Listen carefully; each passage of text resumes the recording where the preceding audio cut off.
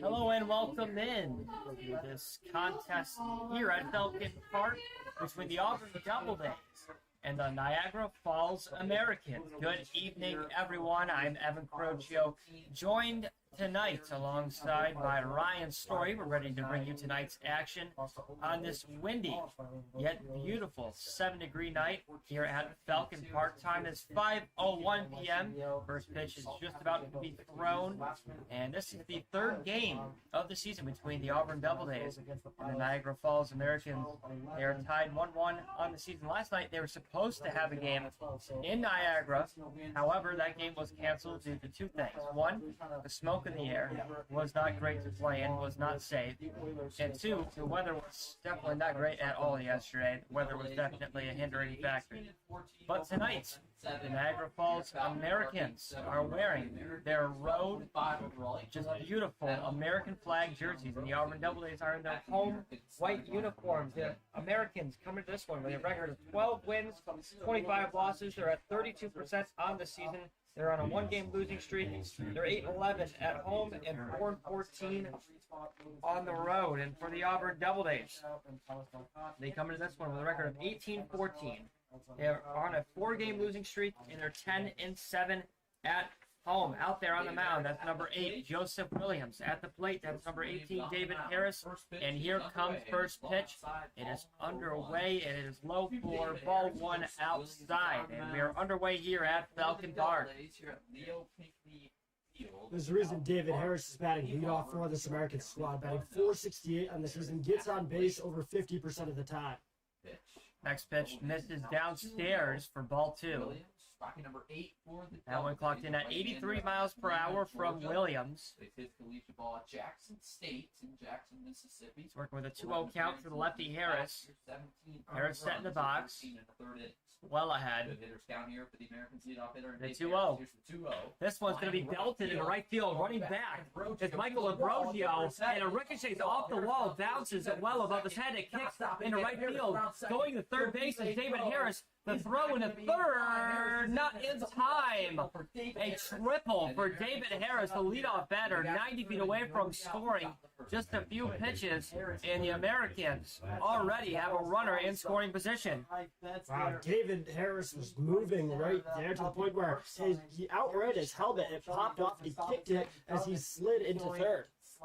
Beautiful throw by Ambrosio. The tag to third, Chase Moore, was not in time. David Harris clearly has power that the Doubledays should be worried about. And quickly from left to right, Chase Moore's at third, Jade Madrid's at short, William Ragland the third is at second, Justin Batts is at first, and out there in left field is Brendan Smith, Teddy Monahan in center, Ambrosio in right, that's Michael Ambrosio.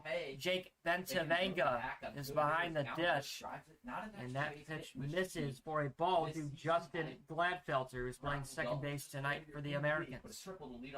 The 1-0 is in there for a strike, count is 1-1, and that is the first strike thrown of the night Williams going to be a sophomore by Joseph Williams. This year, now his 7th start of the summer here for Auburn. 4-2. Counts 1-1. Summer. The pitch.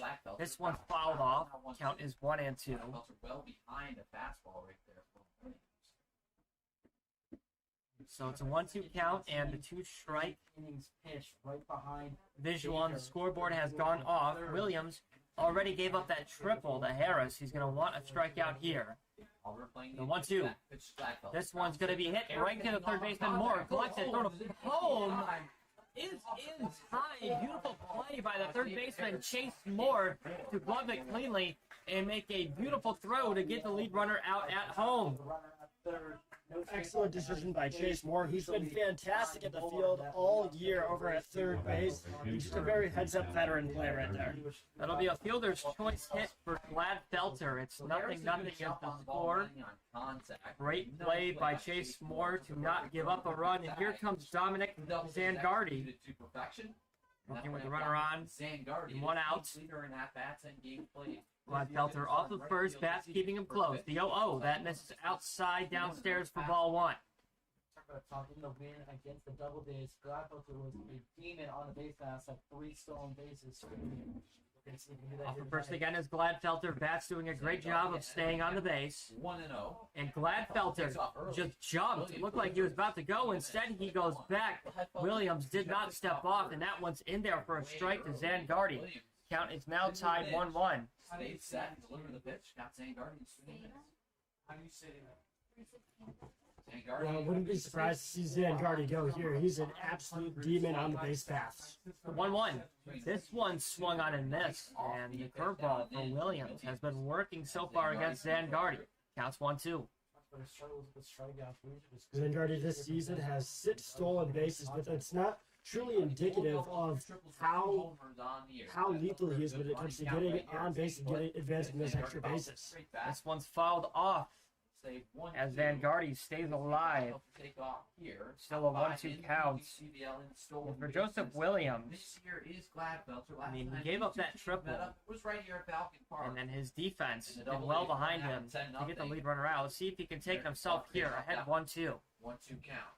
Comes set. The 1-2. This one down low. There goes the runner to second. The throw now from Bentavega, not in time. A stolen base for Justin Gladfelter. That's stolen base number 24 on the campaign. He has been great at getting those extra bases this year. So there's already a runner in scoring position again for the Niagara Falls Americans. It's still a pitcher's count as it is 2-2 to Zangardi. The pitch is in there for strike 3. Says the home plate umpire. That's a backwards K in the books. And the first strikeout on the night for Joseph Williams, and that is the second out here in the top of the first. And with that, here comes Logan Stickler, who's batting cleanup, a designated hitter for the Americans tonight. Off of second is Gladfelter, keeping him close is Ragland. The first pitch for Stickler is swung on and missed. Count is 0-1 with 2 outs. And for Joseph Williams, he came to this one with a 5.5 ERA, 4 wins, 2 losses. This is his 7th appearance and 7th game started on the season. The 0-1 is swung on and missed, and just like that, Williams is ahead in the count 0-2. Williams this season has effectively been the Doubledays ace. He's looked really good out there. Now that you see a lot of the Doubledays pitchers have ended their run with Auburn, he's been especially important and will continue to be throughout this playoff run. Williams ahead 0-2. Would love to do it himself again. The pitch. This one's low. Beautiful stop by Jake Bentavega, who's typically a brick wall. Stops everything behind the dish. Already showing that early on. Counts 1-2. If that had gone past him, that would have been Gladfelter on third base. Instead, he's still off of second. Williams comes set, still ahead 1-2. Finally gets a look at Gladfelter. The pitch is swung on and missed. Strike 3. Back-to-back strikeouts for Joseph Williams, who leads the inning with a clean sheet. Gave up 1 hit. No runs. Chase Moore behind him. Did phenomenally.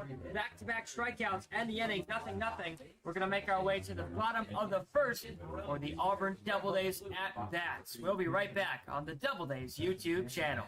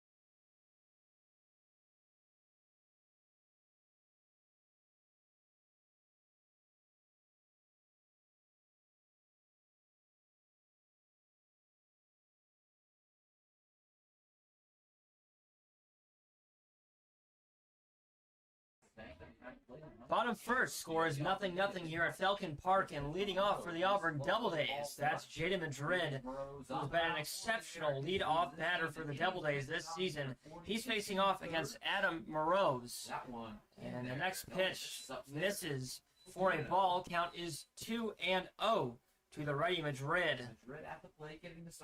Madrid comes into this one with a batting average of 283. This is his 13th game he has started, and this is his 54th at bat. He's got 15 hits, 2 doubles, 3 RBIs. He's working with a 3-1 count against Morose. Morose will be tough for the Doubledays to overcome because he's a very lengthy pitcher. This one's going to be popped up left center, and underneath it is Anthony Savino for the first out. So Madrid pops up to the shortstop Savino, and with that, that will bring up Chase Moore, the third baseman, who we saw have a phenomenal play at third base to get the lead runner out and not give up a run. Yeah, Chase Moore's a switch hitter, another valuable asset that he brings to this Doubleday slot. This one's going to be roped into right field. Running back is the second baseman, Justin Gladfelter, who makes the play in shallow right center for the second out. This has been an interesting game so far. In the Doubledays, both times fly out to infielders. Gladfelter and Anthony Savino gotten their cardio cut out for them. Here comes Teddy Monahan. First pitch to him is in there for a strike. And you want to talk about phenomenal batting. Teddy Monahan, in 29 games, is batting .407. He's got 35 hits. He leads the Doubledays in hits by a large margin. And he's got 26 RBIs. He's down to the count 0-2. He's working with 2 outs and no one on to Morose.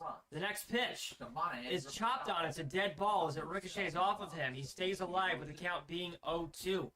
Thomas Marcotte at third, Anthony Savino at shortstop, Justin Gladfelter at second, Adam Weiss at first.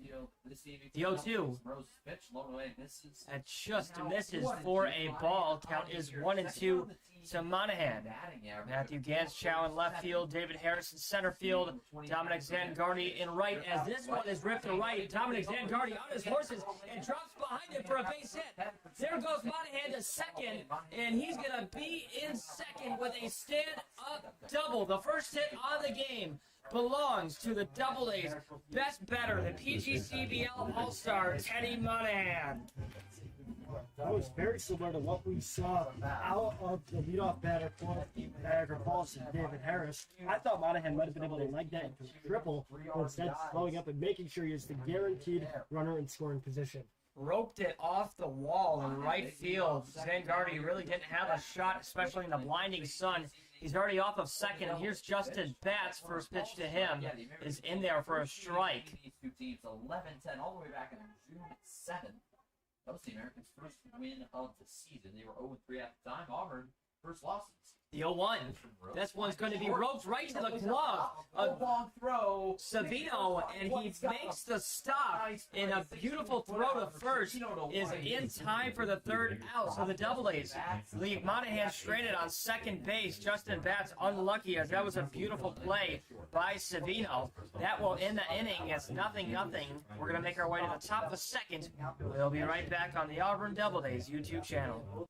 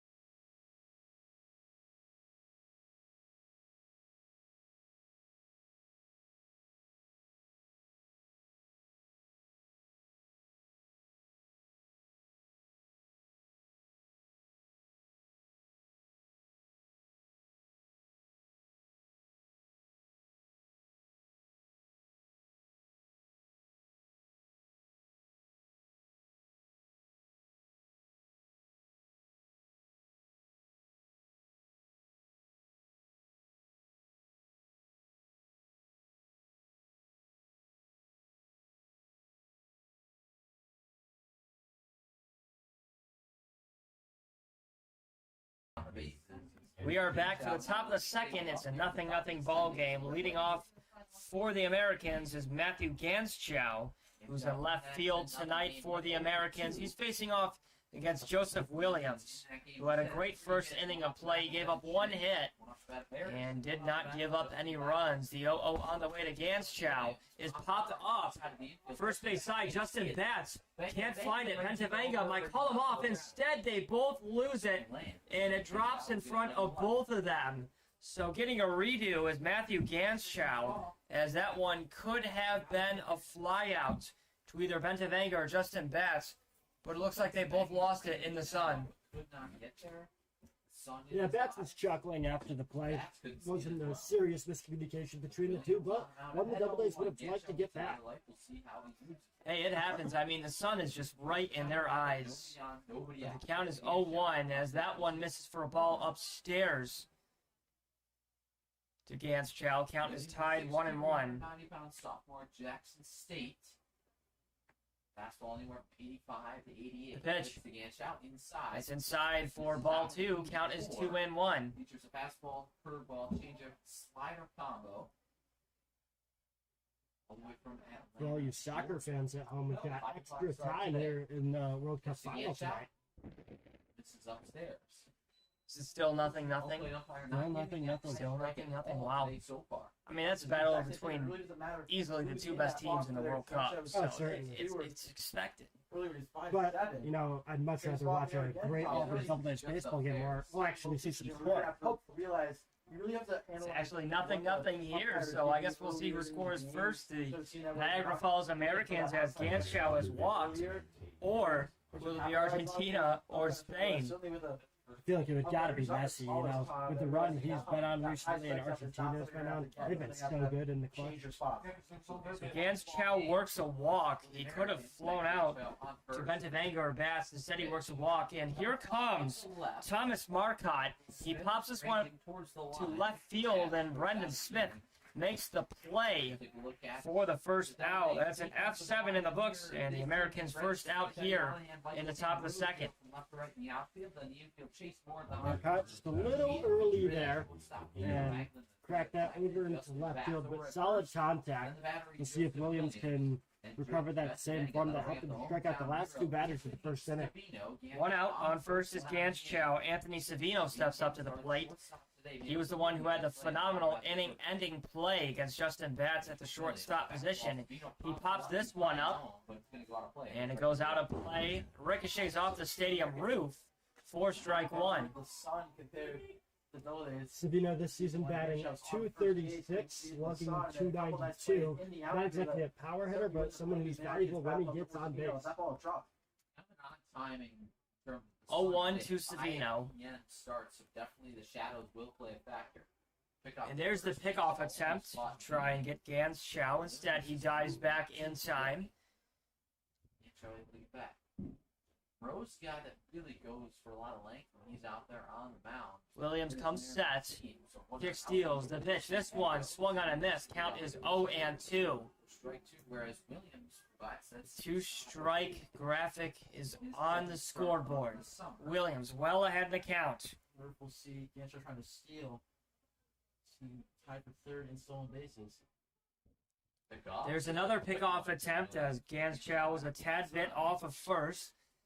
Batts stopped that one, made the tag, but it was not in time, so Williams still ahead in the count at 0-2. Runs, 36 hits. He's given up. The pitch. That's in there for strike three. And Savino cannot believe it at all. That's strike three and the second backwards K in the books. And nobody on Williams Niagara tonight. Falls like that call. Savino wasn't happy. We saw the coach for Niagara Falls in Dan Brick. He wasn't too thrilled. That was a close one there. So there are 2 outs as Savino was retired, and here comes the first baseman Adam Weiss working with 2 outs, and Ganschow still on first.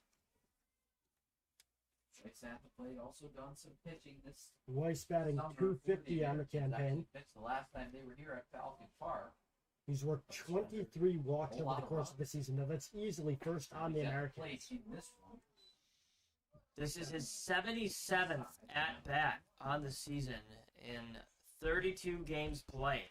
Weiss, 250 hitter on the summer, but gets on base at a 436 clip. Still off first is Ganschow. Williams working with a 1-1 count to the righty Weiss. That one misses upstairs above the chest for ball 2. Michael Sabella on deck, the catcher. 506. One of the underrated parts of the game. We talk about his slugging, but 20 walks on the year. Ganschow looking like he might go to second. The 2-1 misses for ball 3. Williams seems to be missing outside today to the right of Benjavenga. We'll see if he's able to get that control, but he's looked good, and I think this is going to be a game where we see Joseph Williams go a long way, and on the other side, Aiden Moreau's go a long way. The 3-1. This one's fouled off, and just like that, the count is full with 2 outs. 2 Weiss, the 2-strike, 2-out siren goes off, just like it does at Yankee Stadium. Yeah, the Yankees just lost again today. They haven't looked too great recently. On the other hand, of course, the Red Sox are on a 13-game winning streak, so that stinks. But there goes Ganschow as that one misses for a ball, and Williams could not believe it. He thought that that one was strike 3, and he thought Weiss went down looking. Instead, that's the second walk that he has given up this inning. He gave up a walk to Ganschow, now to Weiss. And here comes Michael Sabella with 2 runners on and 2 outs, the lefty catcher. So Sabella, a switch hitter, batting from the left side. Sabella's switch hitter, only batting 125 on the year, making just his 5th appearance. Swings and misses on that one, takes his hand off the bat. Completely blown right by him is the curveball, clocking in at 75 miles per hour. Williams has really liked that curveball so far today. Both runners off, no one really keeping them close. The 0-1 is Rowe, right to the glove of William Ragland. Hopped right in front of him, and he makes the play to first base in time for the 3rd out. Joseph Williams, another phenomenal outing. As the Americans lead 2 runners stranded. It is 0-0 at the end of the top of the 2nd. We'll be right back for the bottom of the 2nd on the Auburn Doubledays YouTube channel.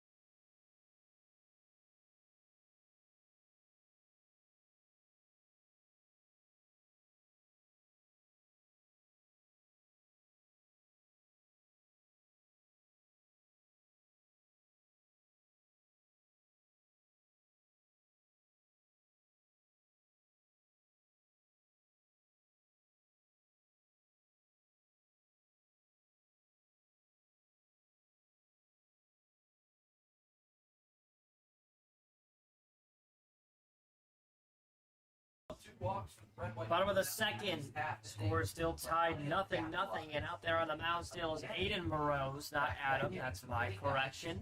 He did phenomenal in the bottom of the 1st inning against the phenomenal 1 through 4 batters for the Auburn Doubledays. He got Madrid to fly out, Chase Moore to fly out. Gave up a double to Monahan, but left him stranded as bats grounded out to the glove of Savino. And stepping up to the plate is Braden Michelson. First pitch to him misses for a ball, and we are underway here in the bottom of the 2nd.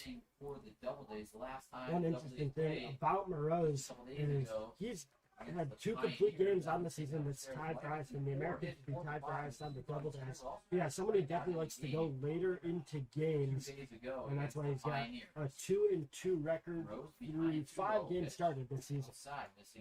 That one misses outside. Count is now 3-0. Michelson well ahead, and Michelson steps up to this one. This is his 20th game played. He's got a .348 batting average. As that one finds the zone, he has 16 hits on the season, 3 doubles, 1 triple, 11 RBIs. 3-1 misses for ball 4. Michelson works a walk. That is his 14th walk on the season. And with that, William Ragland III will step up to the plate. Ragland working with no out, and Michelson on first. The Doubledays stranded 1 back in the first inning, and that was a big issue the last time we saw the Doubledays when they took on Elmira 2 days ago. They left 19 runners on base in that game through just a 9-inning game. That was absolute craziness and just accentuated some of their largest flaws this season. Yeah, it's definitely been their biggest struggle all season, is leaving runners in scoring position. Ragland looks to try and move around Michelson. He's working with a 1-1 count. He comes into this one with a .381 batting average. He's got 16 hits. Off first is Michelson. The pitch from Rose is in there for a strike. Count is 1-2. Ragland down. Ragland steps back up to the box. Michelson off first. Morose already gave him a look before coming set. The 1-2. That's upstairs for ball 2. The ball got away from Morose right there. He got to chase after that. Closing up and down. Now has committed to Point Park. Counts tied 2-2. Division 2 school, very high level school. In the home of the Pittsburgh Pirates. Ragland has 8 RBIs on the season as well, as that one misses for ball 3. Great block by Sabella to keep Michelson on first. And just like that, the count will be full. It was 1-2. Ragland works himself back into the count. And Morose is definitely a quicker pitcher. As before Ragland was even ready in the box, he came set, and Ragland able to work a walk. The second walk that Morose has given up this inning, as it puts Michelson on second and Ragland on first. Now Brendan Smith's up, and he had the ability to do damage this summer with runners on base. We'll see if he can capitalize right here. .340 batting average, 17 hits, 5 doubles, 12 RBIs. Brendan Smith, a known power hitter for the Auburn Doubledays, and he could do some damage, finally putting runs on the board if he gets an extra base hit. Off second, Michelson. Morose giving him a look. It's 0-1. There goes Michelson to third, but he holds up. Ragland now off of first. Looks like the Doubledays were trying to double steal, but that failed. And there goes Michelson to third. The ball plugs him right in the leg. He is safe at second base. Ragland into second base, and Michelson safe on third. Wow, that was just epic proportions of craziness right now. It looked like Michelson was just completely stuck, and for some reason, Niagara Falls prioritized getting Ragland out as opposed to keeping Michelson at second.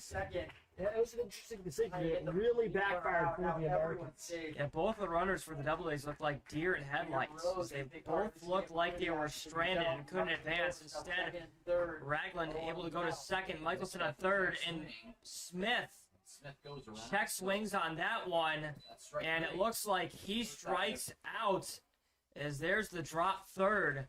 So Brendan Smith goes down swinging for the first out.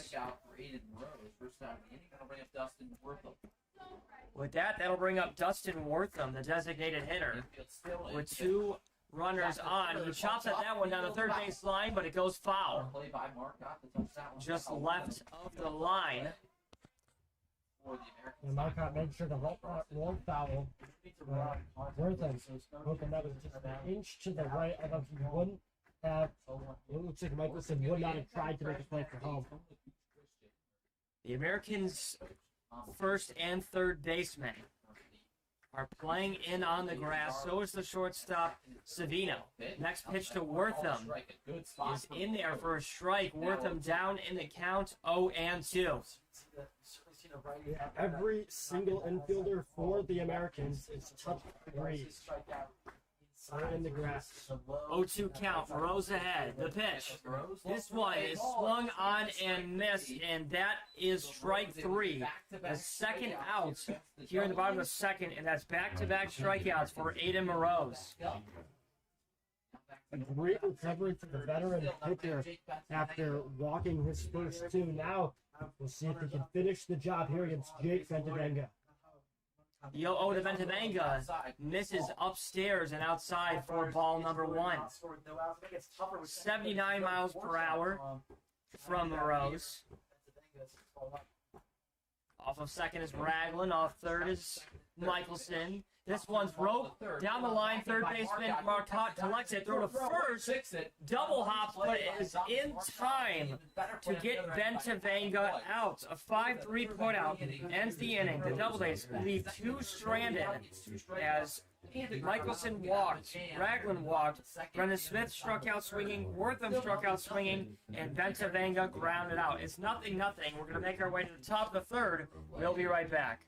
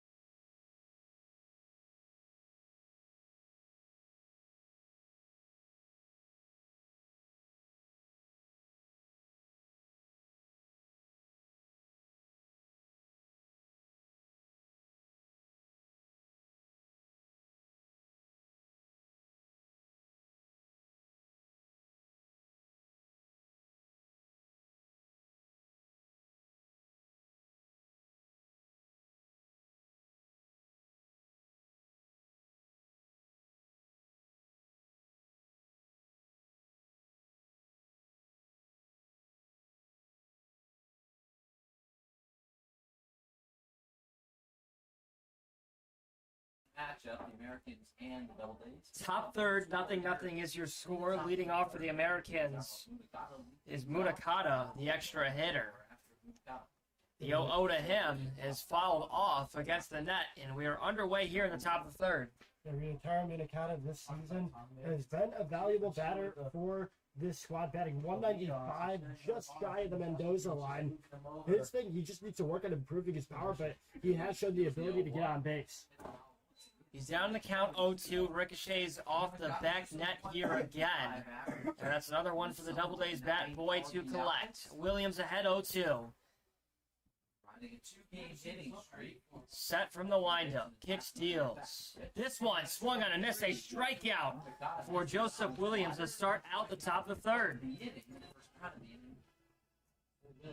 That's his 4th strikeout on the night through 2 1/3, and he has looked phenomenal so far for the Doubledays tonight.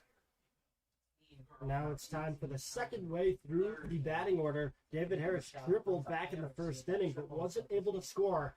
We'll see if he can repeat his batting prowess. Yeah, like you said, the lineup has already flipped over for the Americans, and the 0-0 to Harris is fouled off. Third base line towards the Doubledays dugout, 4 strike 1. Harris riding a 15-game hitting streak, also a 20-game on-base streak. So That's a bit cooler. 16 and 21. July game here at Falcon Park came in at the mid-70s, I believe, to start the game. It's 72 degrees right now as this one's popped up out of play. Third base line.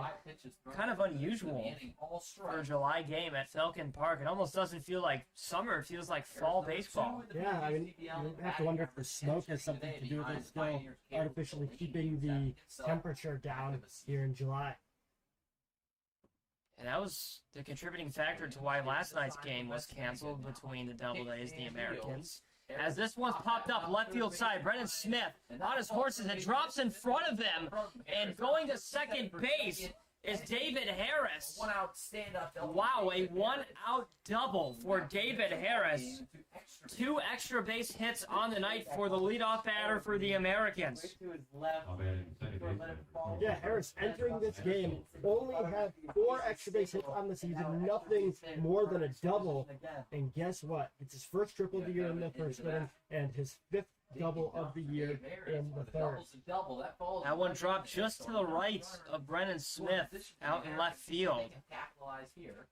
Gladfelter at the plate. And here comes Justin Gladfelter, who hit for a fielder's choice and picked up a stolen base. Got left stranded at second base. First pitch to him is in there for a strike. Apparently clocked in at 40 miles per hour. That's definitely not right. Yeah, I have to assume might be an issue there, glitch with the pitch speed. On the year. Pitch. This one's going to be roped into right field for a base hit. Gets past Justin Bat's glove. Collecting it is Ambrosio. Harris will score from second base, and that's a RBI double for Justin Gladfelter to making 1-0 Americans. Yeah, right after Gladfelter didn't do a fielder's choice back in the first half. Got out Harris this time. He avenges his at-bat and finally gets Harris home. RBI double. The Doubledays fall behind early. Unlucky for Justin Batts, as his timing was nearly perfect on stopping that ground ball. It was just hit way too hard off of the bat of Gladfelter, and Ambrosio did a good job of getting it in. However, the Americans score 1. They lead the Doubledays 1-0. And here comes Dominic Zangardi, working with 1 out and a runner on second. Nobody's throwing out David Harris on a hit like that. A hard hit down the right field line, just by bat. Counts 1-0 to the lefty Zangardi. Williams gives the runner off second a look. And there goes Bentavenga trying to get the runner sleeping off of second. Instead, Gladfelter dives back safely. Wasn't a great throw by Bentavenga, as Madrid actually lost it.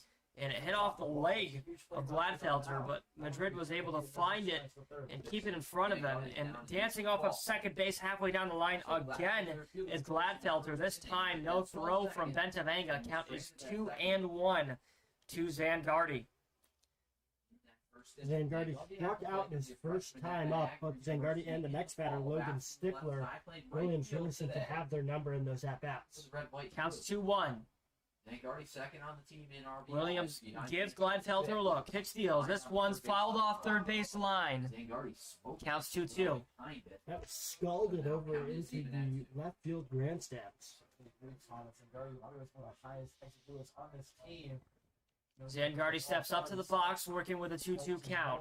He's down. Williams would love a strikeout here against Zangardi. Gives Gladfelter a look. Another. The 2-2.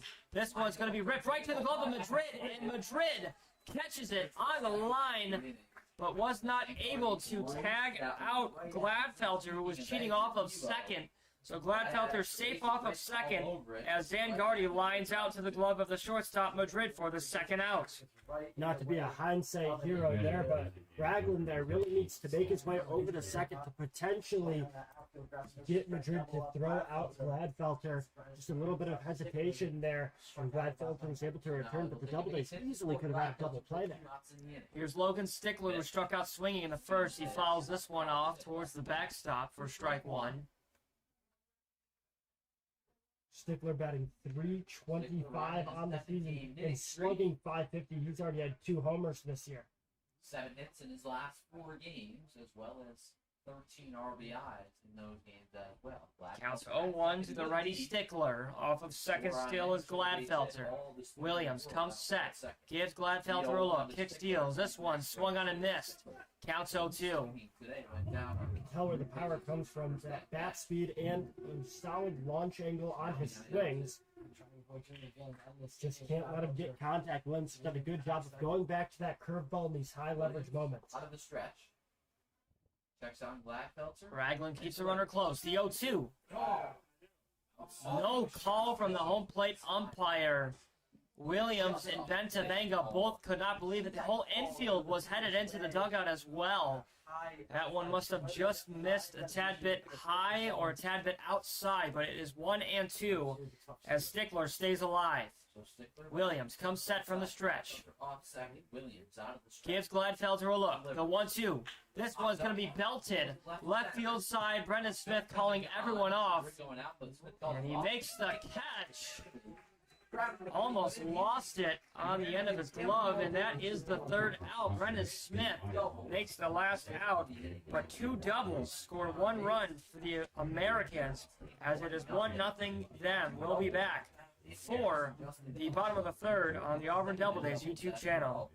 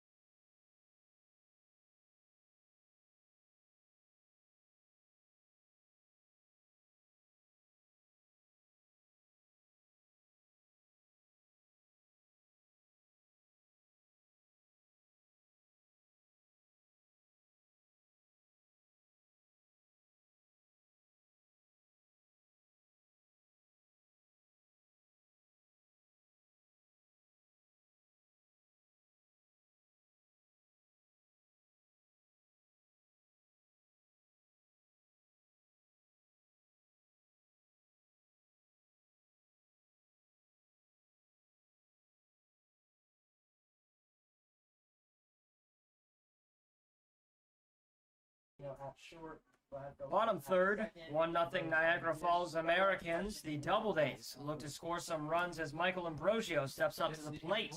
He ropes one in the left field. Running back is Matthew Ganschow, and calling him off is David Harris. 1 pitch, 1 out here in the bottom of the third.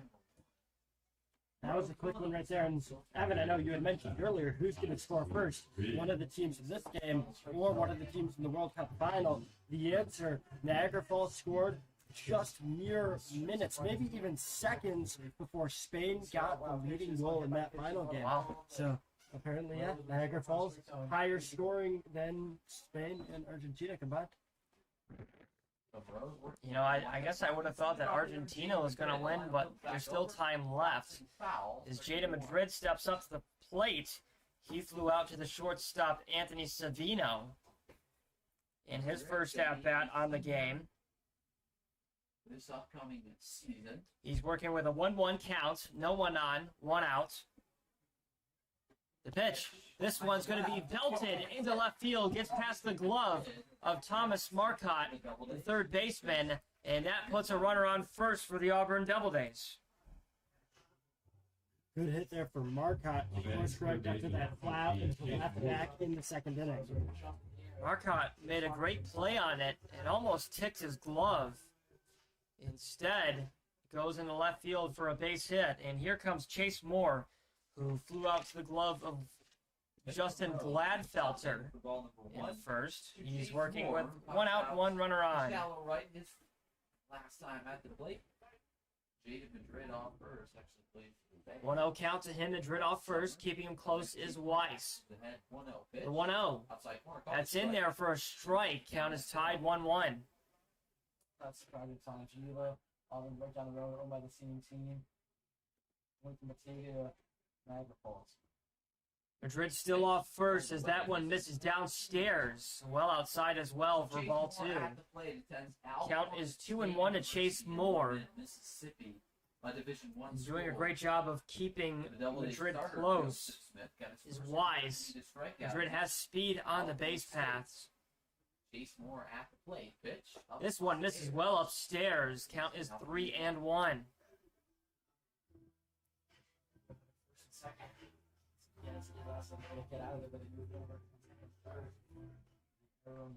Moore well ahead 3-1. Let's see if he has the green light here. The pitch is swung on and missed. Clearly he did. That's a full count. Way out ahead. Close the count full. You wonder. On deck is Teddy Monahan, who hit the first hit of the night for the Doubledays in the first. He hit a double, then got left stranded at second base. Madrid off first. There he goes to second, as this one is fouled off. Madrid will have to go back to first. Moore stays alive with 2 strikes. Count still full. Madrid had a good jump there. He's looking for his 10th stolen base of the season.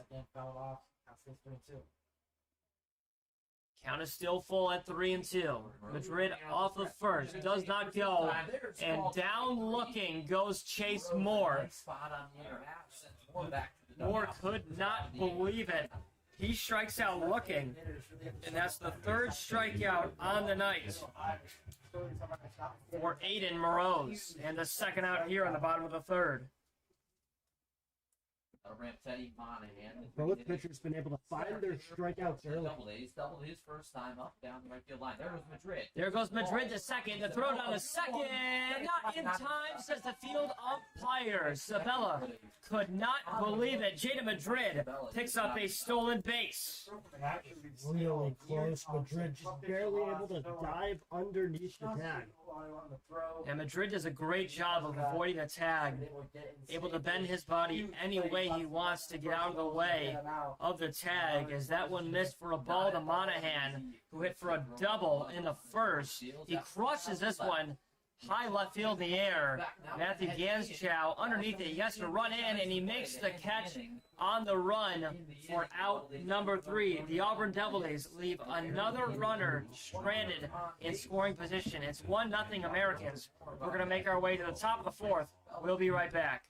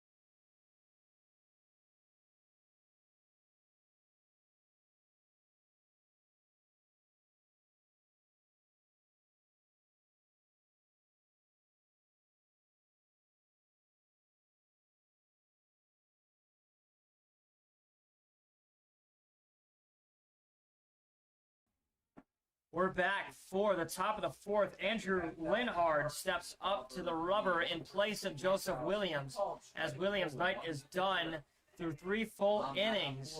He gave up 2 hits, 1 run. He had 4 strikeouts and gave up only a couple of walks.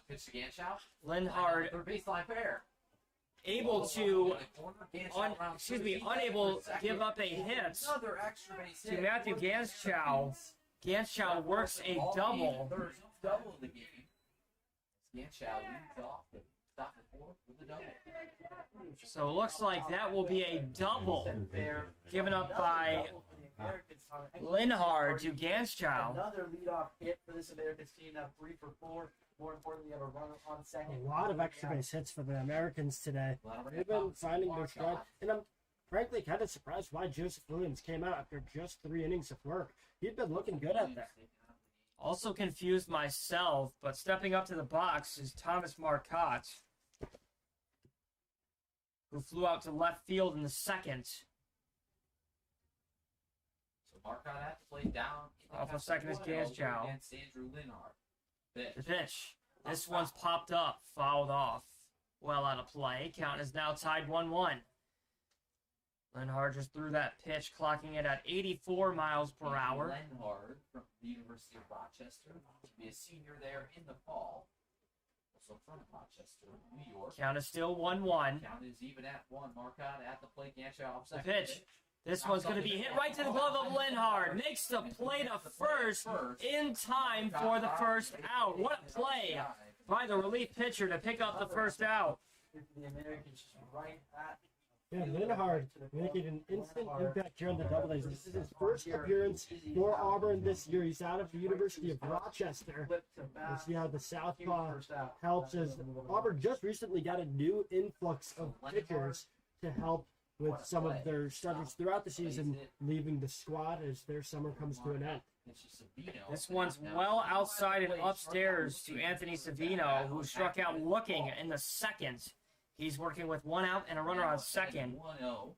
Linhard, a weekend starter as a sophomore for Rochester this past year, made 9 starts, 11.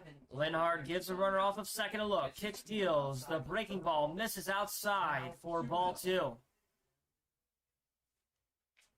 Linhard career at Rochester, 5.47 ERA, 5-4 record in 19 appearances, 51 innings, 36 strikeouts, 34 walks.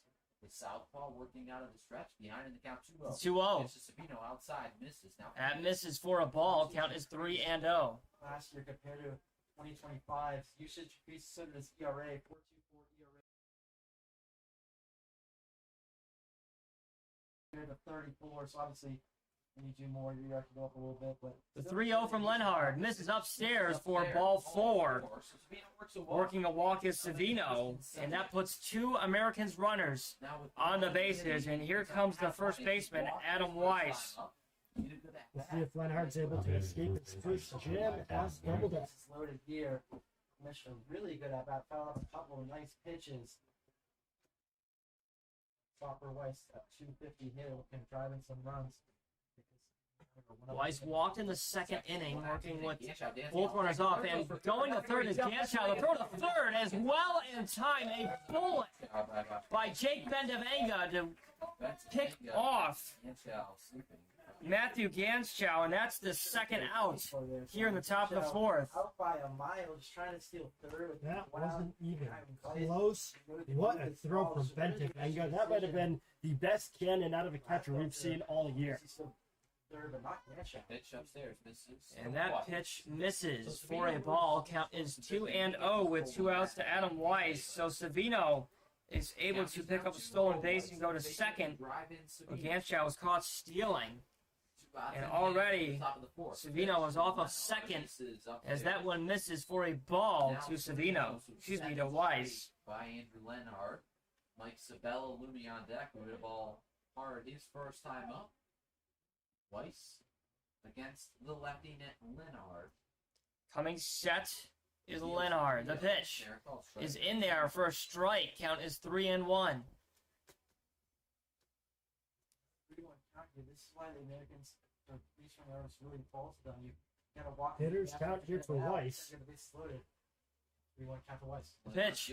This one's going to be popped up. The right side, drifting Shallow right field. Running over is William Ragland, and he makes the catch for the third out. The Americans leave a runner stranded. Linhard, a phenomenal first outing in his Auburn Doubledays debut. It's 1-0 Americans. We're going to make our way to the bottom of the fourth as the Doubledays look to finally score some runs. We'll be back on the Auburn Doubledays YouTube channel.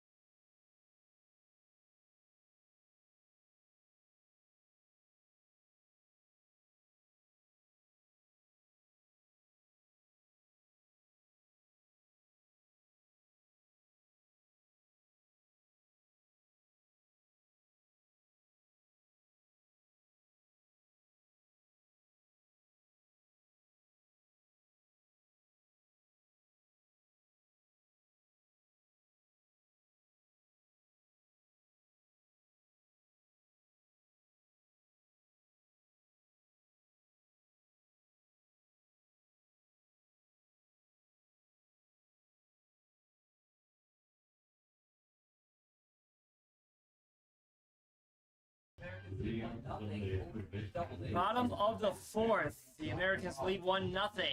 Both teams tied with 3 hits, and here comes Justin Batts, who ground out to the glove of Savino in the first. The 0-0 for Morose is chopped on, and it's in front of the plate, and it looks like it's called a foul ball by the home plate umpire. That was close. Everyone played it as if it was in fair territory. Instead, Batts will get a redo. He likely would have been thrown out. So Batts, like you said, Ryan, gets a redo. He's down on the count, however, 0-1. The pitch from Miraz is ripped into center field. Running back is David Harris, and he makes the catch on the run. That's a good shot there from Justin Batts, who's just gotten a little unlucky so far today, but he's made great contact with both at bats. There's one out here in the bottom of the fourth, and stepping up to the plate is Braden Michelson, who walked and picked up a stolen base, then got left stranded on third. He's working with 1 out and no one on. He started out the second. First pitch to him from Miraz, misses for a ball. Morose approaching his 50th pitch of the day. He's got a great story. He was a pitcher at Anna Maria, but his school actually just closed. Yeah, Anna Maria school closed. There's a shot at the center.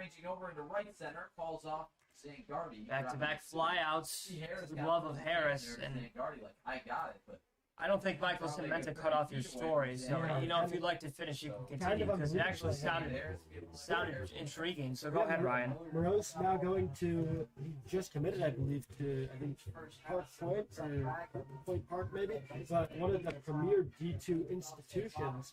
So good to see him continuing his baseball career at a high-level college. In which college did you say shut down? Anna Maria. Anna Maria. Yes. So, do we know where that is? I'm not entirely sure, but it says, yeah, it's 3 years of eligibility left. He entered the transfer portal back in early May. To see that he did find a location back at Anna Maria. He's actually a hitter, batted .362 this past year with 51 hits and 16 stolen bases, according to, or excuse me, that was one of his teammates. But Morose had a .333 average nowadays, and then started 9 games as a pitcher, according to his Twitter.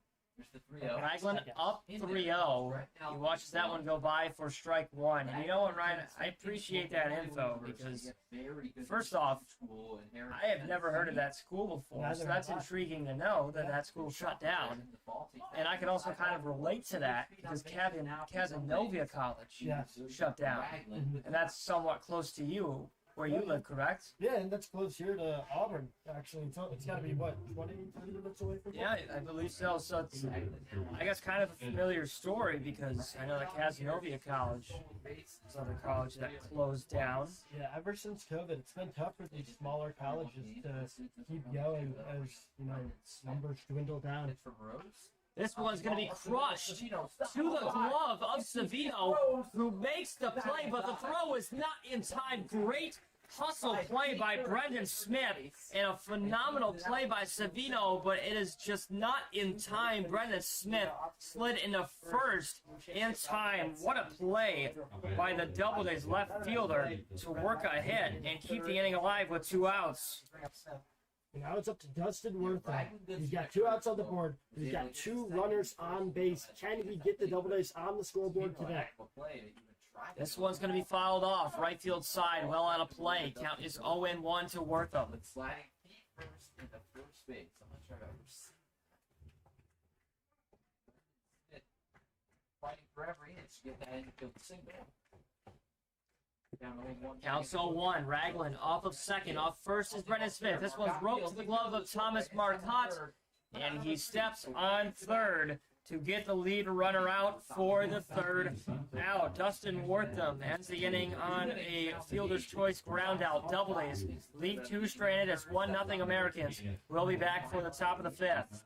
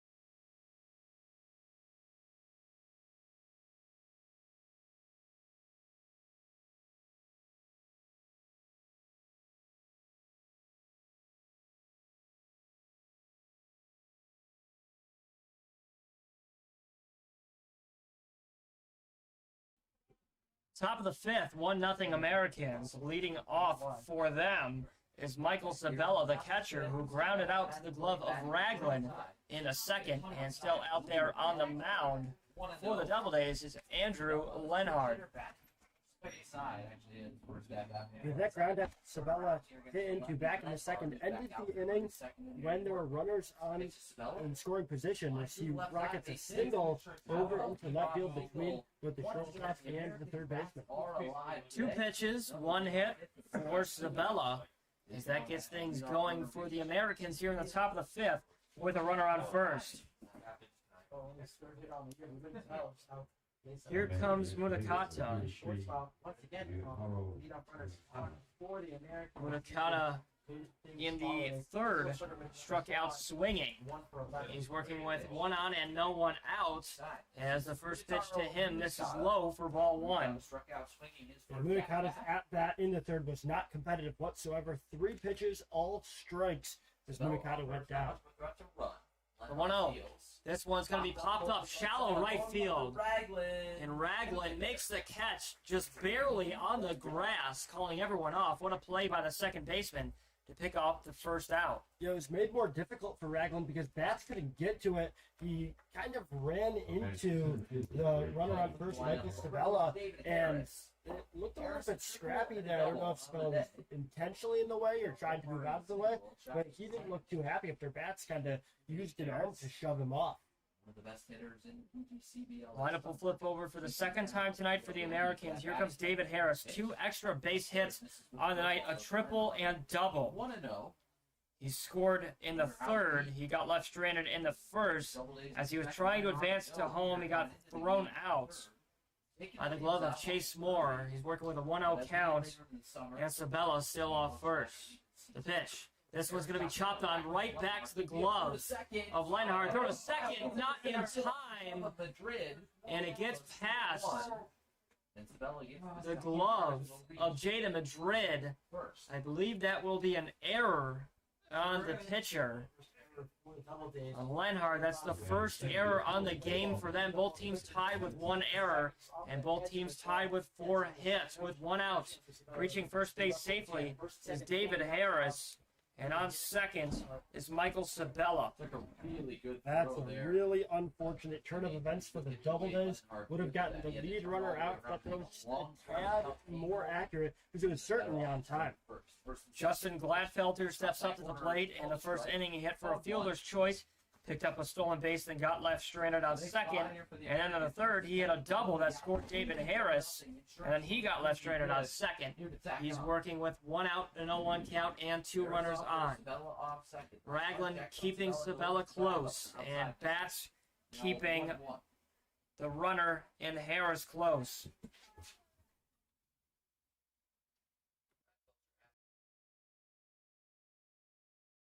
Here for the red, white, and blue. Counts 1-1. The second base, shortstop, center field this summer for the Americans, even right field as well. Here's The pitch. This one's outside. Good stop by Bentavenga for ball 2.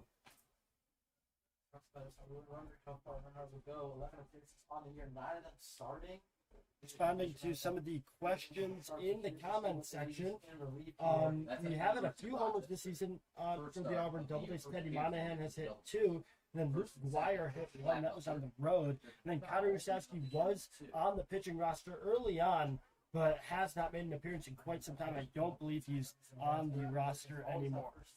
Something really haven't had 1 for 11 with runners on.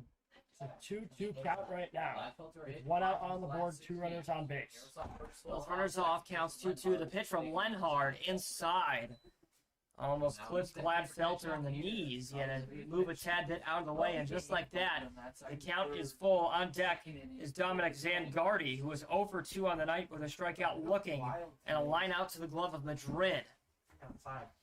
Lenhard gives all the runners a look, kick steals. The full count pitch is swung on and missed by Justin Gladfelter. That's the second out here in the top of the 5th. And that is Lenhard's first strikeout on the season. That's quite a time to get your first strikeout as an Auburn Doubleday. 3-2 count, a walk would have loaded the bases. Instead, managing to fail one of the best batters Niagara Falls has to offer. First and second, Lenhard deals. This one smoked to right field. Running back is Michael Ambrosio, and this one is gone. A blast over the right field wall makes it a 4-0 Americans lead. Wow. Zangardi got all of that one as his teammates make their way out of the dugout to greet him at home plate. I mean, one pitch, one blast over the right field wall, and no doubter for a 3-run home run, opening the lead to 4-0 Americans.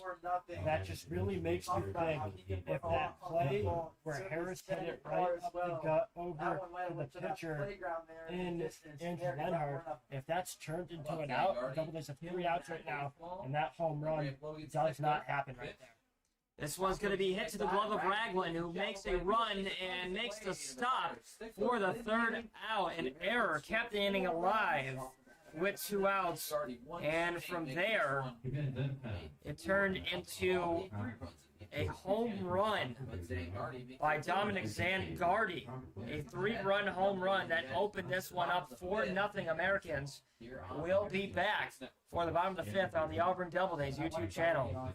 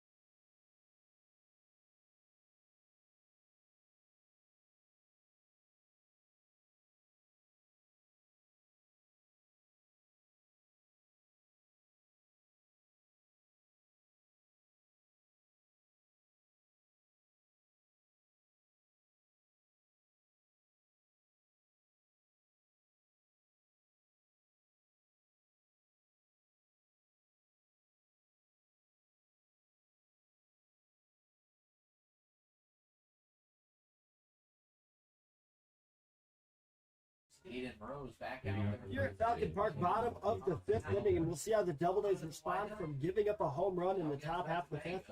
Auburn down 4-0 on the scoreboard. Jake Bentavenga kicking things off for Auburn here in their bid to come back. Still going against Aiden Rose on the mound. Rose has kept the Doubledays scoreless through 4 here. But quick 2-0 count to Bentavenga.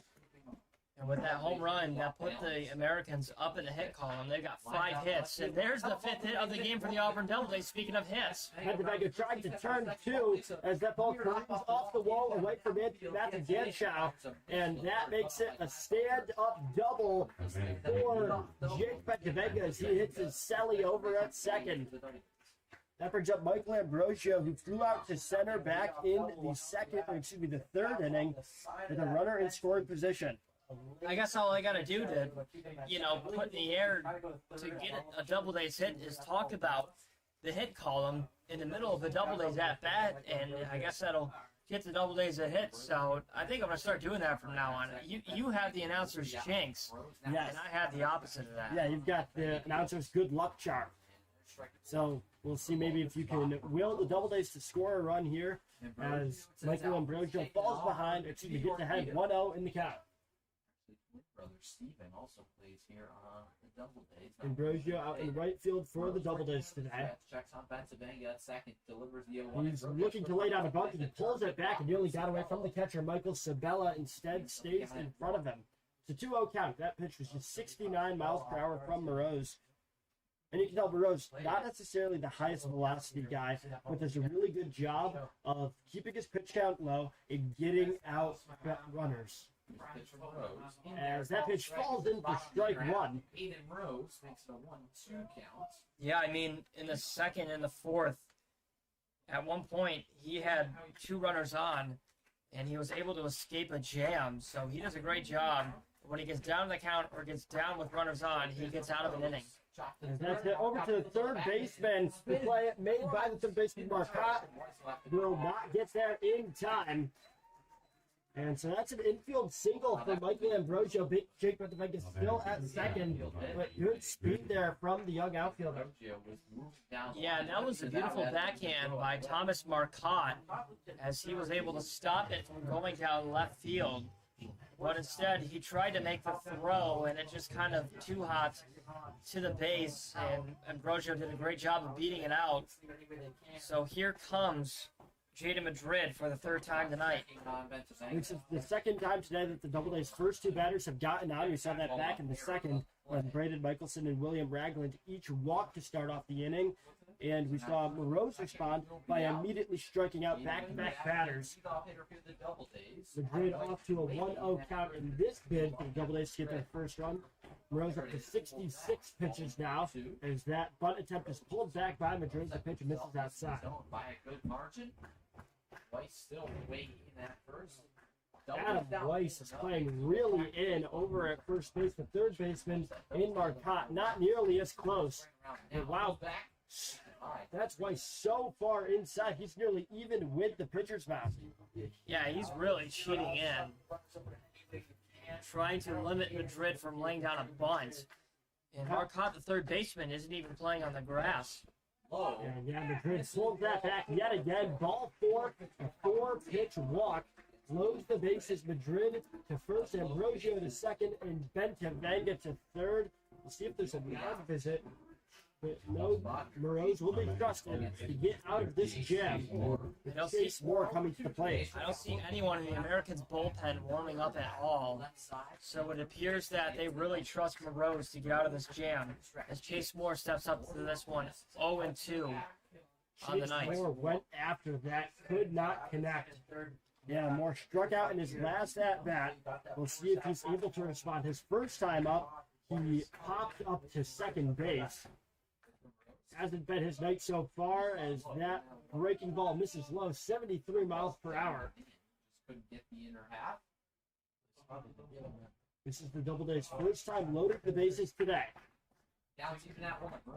Most runners on at any one point, as that falls in the dirt to make it a 2-1 count.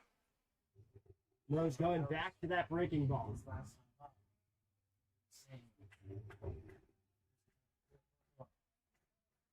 This is where not being a strikeout pitcher can hurt Moroz as he misses up high there. Having some issues with control as the Doubledays are poised to strike. They've got the 3-1 count.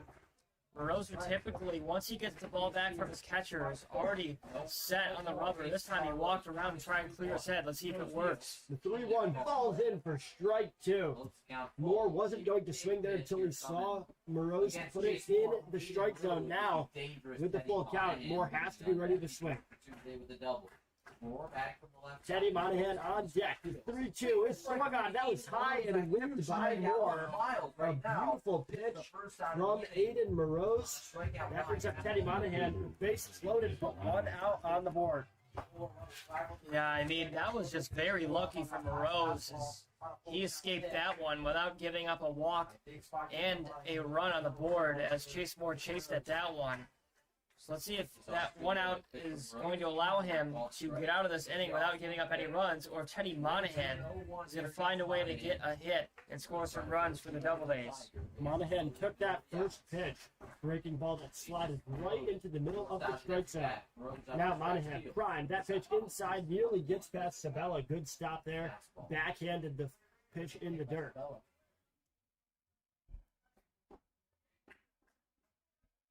Even when Moroz kind of ups his fastball, still only around 80 miles per hour. That one clocked in at 79. The breaking ball misses inside. Monahan so far today, he had that double back in the first inning and then flew out to left field to end the third. The 2-1 misses up and away. So now Moroz in the exact same scenario. He's got a 3-1 count. Can't walk Monahan here. Monahan is known as a patient hitter. Not one to chase very often, but goes for the fastball there and can't connect. I think that one had his name written all over it, judging by the way that he swung on that one. He swung out of his shoes, trying to go after it. Yeah, he didn't keep up with the movement in the fastball. Payoff pitch comes up. The payoff pitch, wow. And it's whacked, fouled off, and it looked like it bounced off Monahan's back there. Couldn't have felt good. We'll see now that Monahan has a few practice swings in if he's able to win this duel between the righty pitcher and the righty batter. Full count again. The payoff. It's in and fouled off again. Monahan staying alive. Monahan this past year at Niagara University played 44 games. Rose up to 82 pitches now. 2 hits, 5 doubles. The Doubledays have not been able to score, but they've at least been able to put some pressure on the veteran pitcher. Full count again. This is into right field.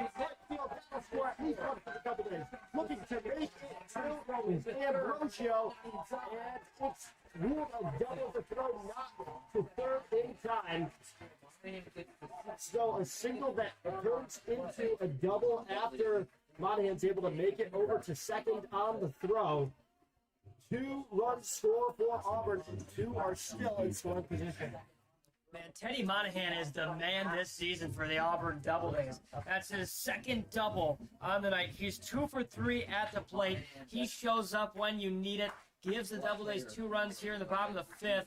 And let's see if Justin Batts can extend the lead anymore. Justin Batts has had an opportunity to score with knocking runners before. He had Teddy Monahan sitting on second after Monahan was doubled back in the first, but wasn't able to get it out of the infield.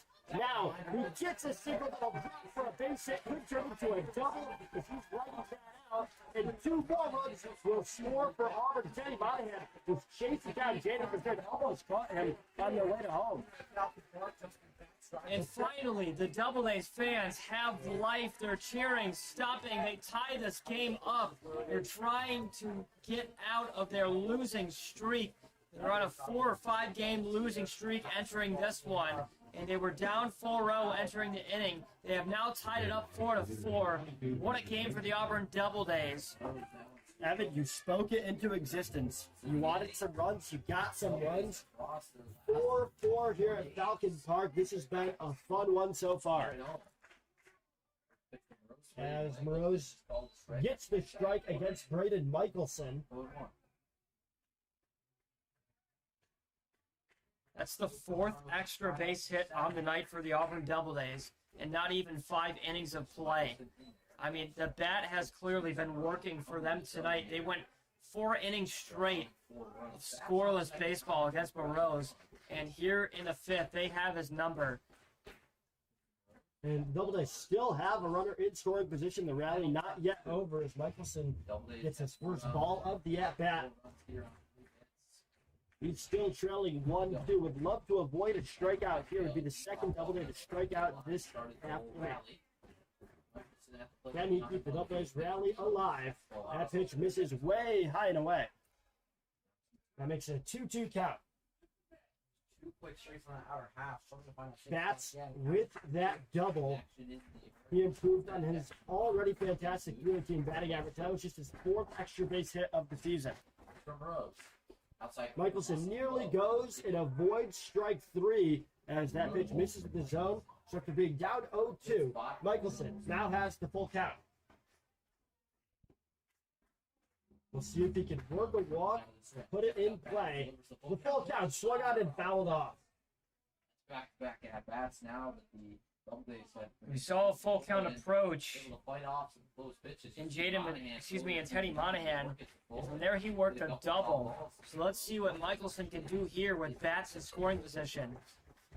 Payoff pitch again. That one not even close to the zone. Rose not happy with himself right there. Punched his leg in frustration as Michelson takes first. That was not a competitive pitch by the veteran on the mound. And that will cue up a mound visit as the starting pitcher for Dan Brick has not exactly been on top of things here in the 5th inning. After Niagara Falls scored 3 runs in the top half of the inning, take a commanding 4-0 lead, Auburn has immediately bounced back here in the bottom half of the 5th. Yeah, and we saw a pitcher warming up in the bullpen for the Americans. After Morose gave up that double to Teddy Monahan, we saw a pitcher and a catcher make their way to the bullpen, and they were both against the fence, seeing if Morose's night is done. It appears that Morose is going to stay out there after giving up 4 here in the 5th. And Morose generally goes to about 100, 110 pitches. He's at 91 right now, so has some juice left in that arm, but hasn't looked that same level of dominant here in the 5th. On the season, his ERA sits at about 4.2, so he'll try to lower that a little bit here as he's already given up 4 runs in today's contest. One out, still on the board as Will Ragland steps into the batter's box. The first pitch misses high. Runners on first and second still. Auburn narrowly leading in the hits column, up 7-6. As Ragland gets called for a strike there. He did not like that call, visibly frustrated with it. Yeah, Ragland has already worked 2 walks tonight. Both times he got left stranded at second. So let's see what he can do here with a 2-1 count. Rose again, still upset with the whole Ragland's been patient. He gets right back He gets on the mound. rewarded right there with another ball call. Against Ragland. Rose stepping back in. Rose checks on And back as you to second. mentioned, very quick to Outside pitch. corner called a strike. Wow, pitch on the outside part of the plate. Ragland not happy again. He's going to take a long walk, a little circle as he paces and now chats with the umpire. 2-2 count after the called strike. Count is even at 2. Rose on the mound. Brendan Smith waiting on deck. He singled in his last at-bat. The 2-2 count. Rose, ready, breathes, throws, and that's it. A little blooper over the head of the second baseman. That will score 1 for the Doubledays. Throw into second base, not in time. That's a double for William Ragland, going off the legs, and he is out near second base. The Doubledays have their first lead of the night. And finally, the Doubledays, with runners in scoring position, this inning ends that streak. You talked about last game, they had 19 runners in scoring position. They did not score any of those runners. The Doubledays tonight, they were down 4-0 coming into this inning, lead 5-4. They have flipped the switch, and they are finally scoring with runners in scoring position. What a fun game this has been here at Falcon Park, and the Doubledays fans love it.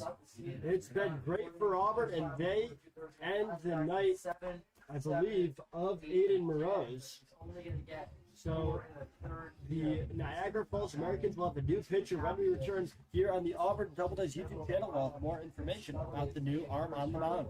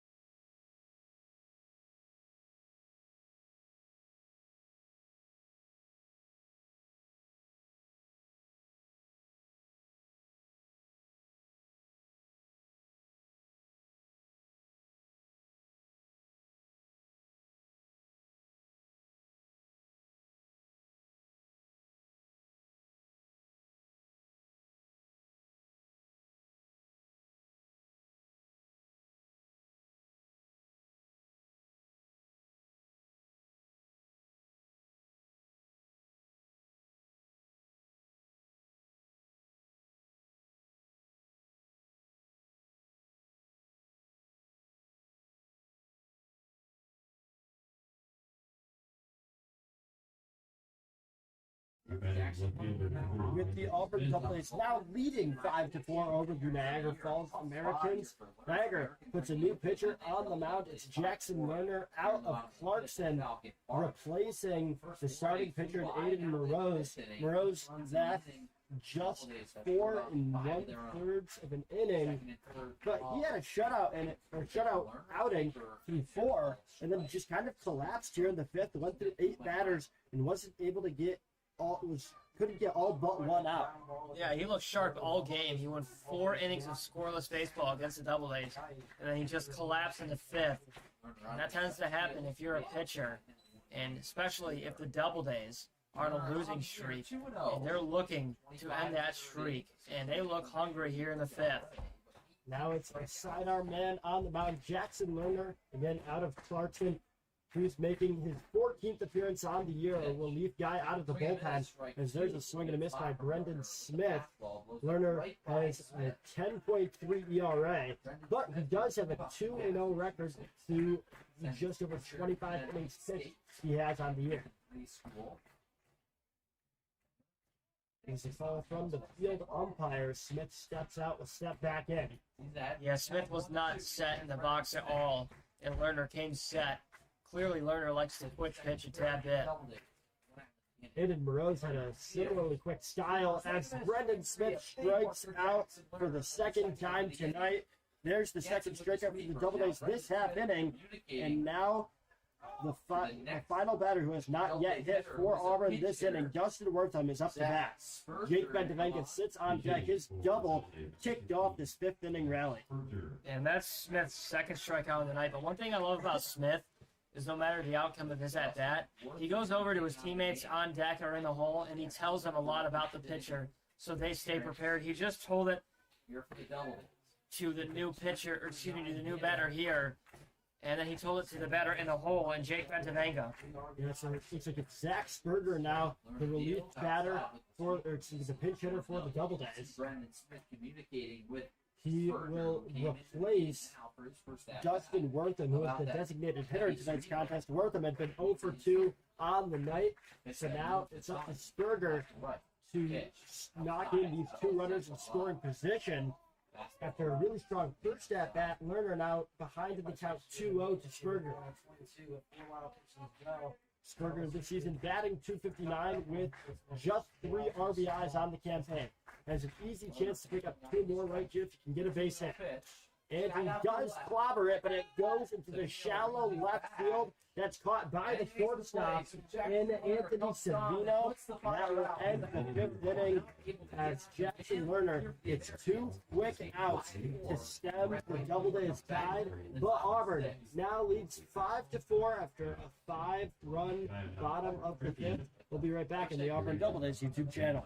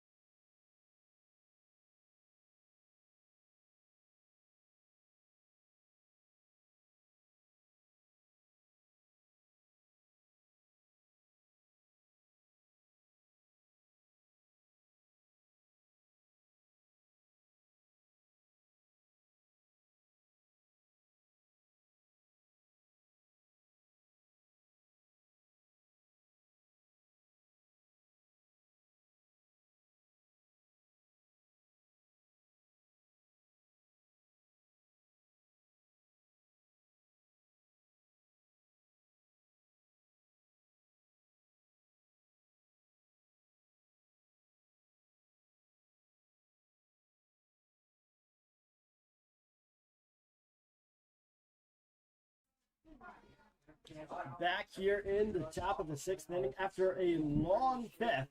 They had been moving pretty quickly up to that point, but the fifth inning saw 8 runs scored by both teams. Now it's Matthew Ganschow up to bat. Ganschow so far today is 1 for 1. He walked back in the second, doubled in the fourth. Now that brings up. Now Ganshaw's up with the 0-1 count after Andrew Lenhard throws first pitch strike. And a second straight strike to start off the inning. Lenhard, last season for Rochester, University of Rochester, put together a very solid season. The second year, and there's a 3-pitch strike sitting down Matthew Ganschow. He's had more success against Ganshow. Lenhart had more success against Ganshow than Joseph Williams was able to Number do. 19, Thomas Marcotte. Ganshow had been caught stealing back in the fourth inning, now sits down on the three-pitch strikeout, not swinging at any of those pitches. Now Thomas Marcotte up to bat. Marcotte is 0 for 2 on the night, flew out to left and grounded right back to the pitcher his last outing. Looks like the home plate umpire warned the American dugout. Taking a second step in, the home plate umpire was saying something over to the Americans dugout. Yo-Oh finds the strike zone. There's strike one. 4 straight strikes for Lenhart.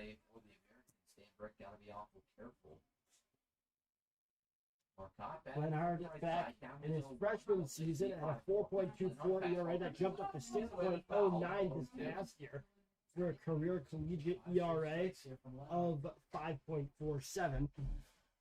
One important thing to note, though, his innings did double from his first year to his second, 17 up to 34. He's certainly able to limit the damage, but he does get strikeouts. His batting average allowed is .311, he's just over that 300 mark. It's a 1-2 count, and there's strikeout number 2 as Marcotte was chasing. That brings up Anthony Savino with 2 quick outs on the board. Now batting the shortstop, number 22, Anthony Savino.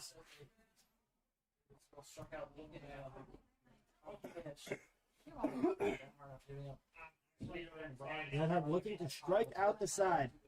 Savino has already struck out once today, but he walked in his last at-bat. That was against Lenhart. That misses high and away. A heck of a pitch in that last at-bat to get Marcotte down on strikes. Marcotte really doesn't strike out very often, so interesting to see that he just struck out right there. Look at his stats on the season, 15 strikeouts, which isn't anything crazy in terms of overall numbers, as it's now a quick 1-1 count to Savino. At the plate, you're against the lefty man. It's evened up. Lenhart looking to make quick work out of this half inning, and that's it. Over to the first base coach for the Americans. Not able to be caught though. That falls foul for the 1-2 count. Americans no game tomorrow, Tuesday or Wednesday. Savino stepping right back into the batter's box. Against Power City Athletics, your travel baseball organization. We're just over an hour into this contest as the 1-2 falls in for strike 3. Beautiful breaking ball. Looked like it was going to miss outside, then sliced back inside. Savino didn't have much to say there, but did not look happy. Looked like he was more unhappy with himself than the umpire, as he knew he should have swung there. Got to protect the zone better with 2 strikes. Quick 1-2-3 for Andrew Lenhart as he strikes out the side. We'll be back in the bottom of the 6th to see if the Doubledays can continue their offensive momentum in return.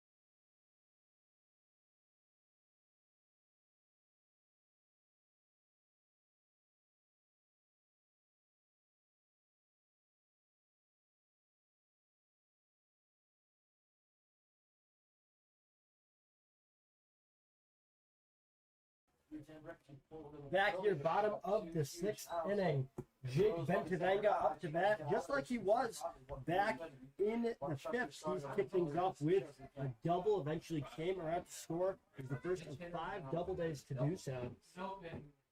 But now he's got a new challenge on the mound. Jackson Lerner, the righty, made quick work of the Doubledays to end the 5th. He got down Brendan Smith and Zach Sperger. And Sperger came in for Dustin Wortham. It looks like we actually have a new batter up to the plate, because I don't believe that's Jake Bentavanga. It's number 23. With the shot over to the shortstop and the quick throw out. Another out work by Lerner. As that was number 23 for the Doubledays, one of their new players, replacing the jersey number of Jonathan Griggs.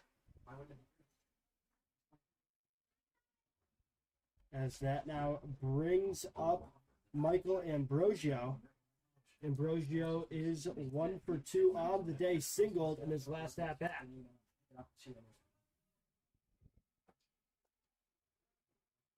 First pitch into Ambrosio. Number 1. It's called a ball. And we'll get back to you about who that new pinch batter was in place of Bentavanga. Last time we saw 23 was Jonathan Griggs, but he's no longer part of the Auburn Doubledays, so we'll get back to you about him. Yeah, I'm sure there's one of those new guys in Auburn. Getting some new blood in here is definitely good, especially as we get to this late stretch in the season. You want to be all amped and ready to go for the postseason. As there's a swing and a miss for Michael Ambrosio. After starting off 1-0, he's now receiving that strike 3. And Ambrosio gives some tips to Jaden Madrid. So it appears that the first ball, in quotes, to Ambrosio was actually called a strike. So that's my mistake there. But quickly, there are 2 outs here in the bottom of the 6th. Doing a great job right now is the relief pitcher for the Americans. Yeah, Jackson Lerner.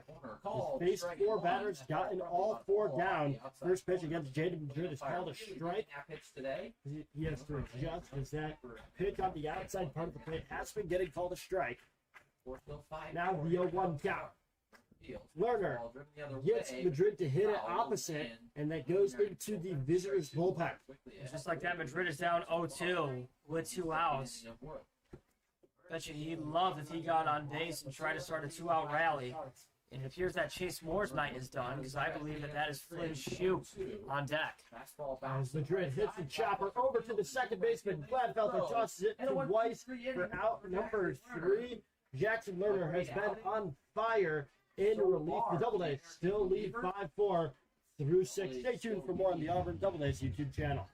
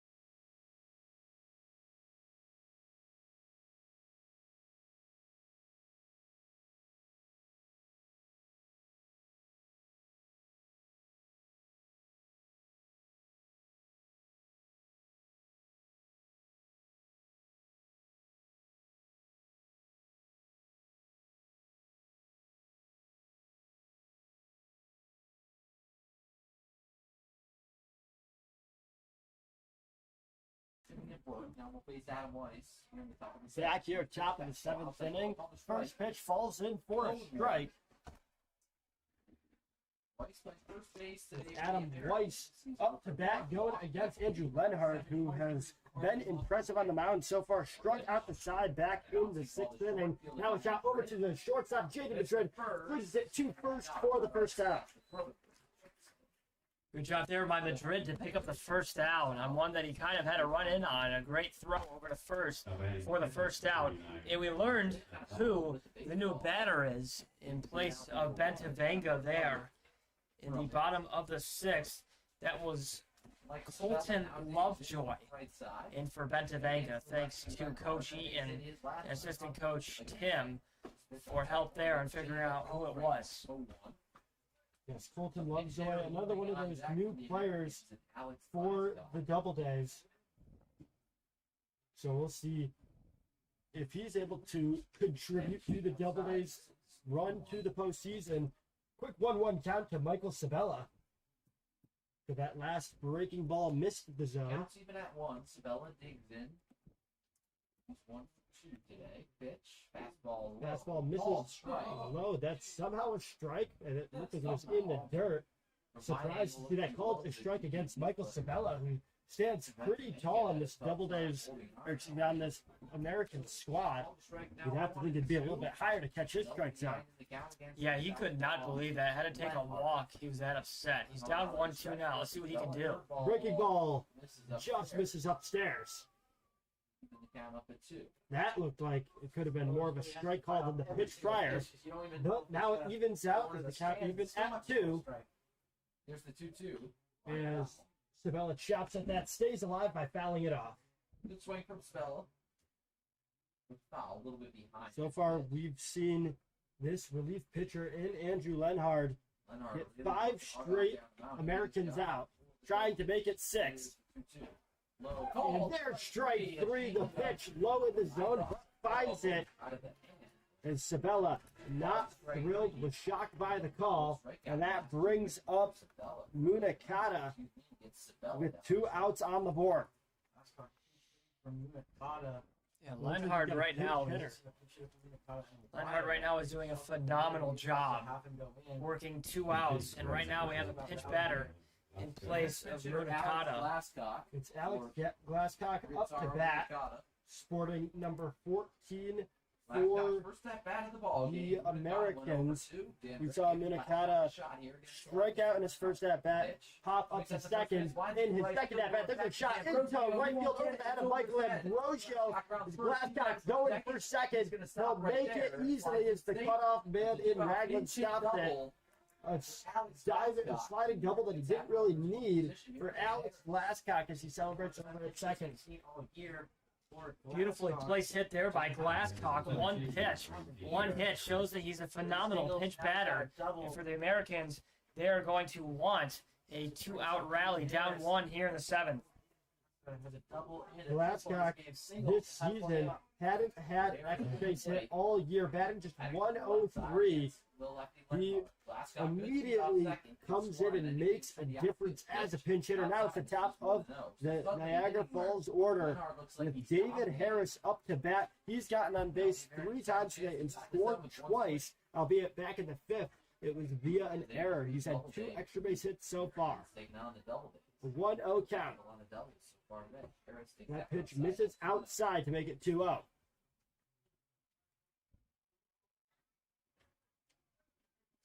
So after we saw Glasscock get over to second there via the double, that ends the streak for Lenhard of 6 straight Americans retired, as Harris behind that fastball couldn't catch up to the 83-mile-per-hour pitch.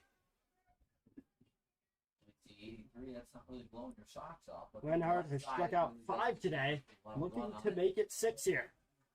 Harris at the plate, still ahead in the count. 2-1. The 2-1 count. Lenhard checks on Glasscock at second. Southpaw looking back. Instead, throws, pitch, just outside. That makes it 3-1. And right now, Lenhard's in danger of walking his second batter on the night. Hasn't done so since the 4th inning. Yeah, he struck out the side in the 6th. And right now, he's looking to get out of this one after giving up a double to Glasscock. The 3-1. Delivers to Harris. Is there strike 2? Harris knew that was right down the gut, knew he should have swung at this. Now it's a full count. We'll see who wins this battle. Harris taking a breath before stepping back in. Big payoff pitch upcoming. The tying run standing in scoring position over at second. As Glasscock goes, but to no avail as Harris swings and whips. There's the sixth strikeout of the day for Andrew Lenhart. He is having himself a night. The Doubledays keep their 5-4 lead intact. Stay tuned here on the Auburn Doubledays YouTube channel.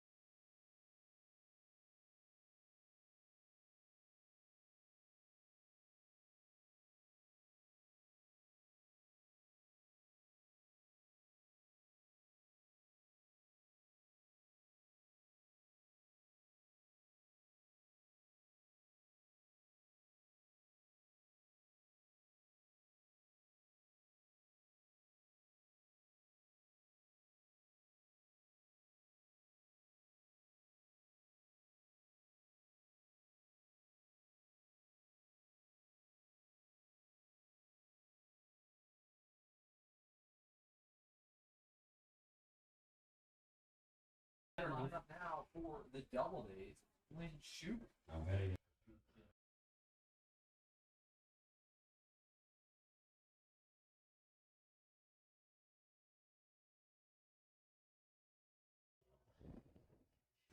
Back here, bottom of the seventh inning, and the Doubledays have a pinch hitter. Flynn Shoup is in for Chase Moore. Moore had struck out each of his last two at-bats, was 0 for 3 on the day. Now Shoup trying to get things going here. It is the 2 spot in the lineup. First pitch, this is for a ball. Jackson Lerner still on the mound. He has looked excellent for the Americans in relief. The Doubledays just narrowly leading in the hit column today, 8-7, but most of that damage came back in the 5th inning.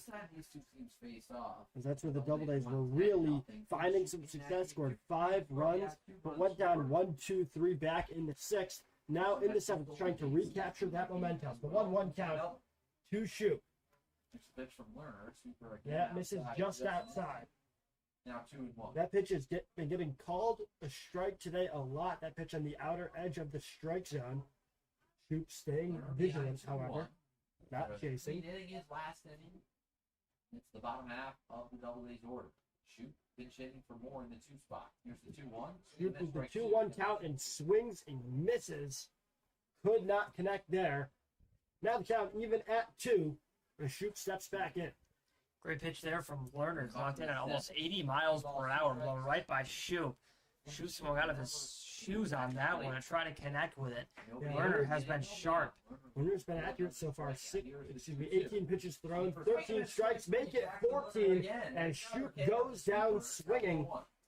A beautiful toss there by the relief pitcher brings up Teddy Monahan. And here comes Monahan, who's having himself a phenomenal night. 2 for 3 at the plate with 2 doubles, a fly out to left field. He scored in the 5th. He was a part of the 2 runs that the Doubledays got. He scored the first run of the game and then scored himself. And there's a hit for Teddy Monahan. You can always count on him. As Evan said, he doesn't have the announcer's jinx tonight. He's been excellent off the call because he's been getting these all right. Teddy Monahan picks up his 2nd straight single after he had that 2 RBI one back in the 5th. Teddy Monahan keeps the Doubledays offensive run alive. Now Justin Bass is up after that 2 RBI double of his own with Teddy Monahan over at first. Killed that. Yeah, he's 1 for 3 on the night. He also scored 2 runs in the 5th, and he fouls that one off. And right now, he has a chance to move around Monahan with an 0-1 count and 1 out. Bats have been having a good game against the starting pitcher in Aiden Moroz. All 3 times he was up at the plate, he made good contact, even though the first 2 wound up, resulting in him getting out. He still was making good contact. It paid off in the 5th. We'll see if he can keep that going against this relief pitcher in Jackson Lerner, who's been fantastic for the Niagara Falls Americans so far. He's already ahead in the count 0-2 against Bats. Bats fouled that last one off. Now, the 0-2, Monahan takes off, Bats fouls it off. Monahan will return it back to first. Monahan heads back. Monahan this season has stolen 15 bases just for first on the Doubledays. 6 more than any other Auburn player. There's no other Doubleday has double digits. That pitch inside to Bats as he kind of had to jump away from that one. You can actually see 2 American players put their hands on their heads. Sabino at short, Dave Harrison center. Bolt. Now it's a 1-2 count as we approach 7 o'clock here at Falcon Park. Thanks for sticking with us on the Auburn Doubledays YouTube channel.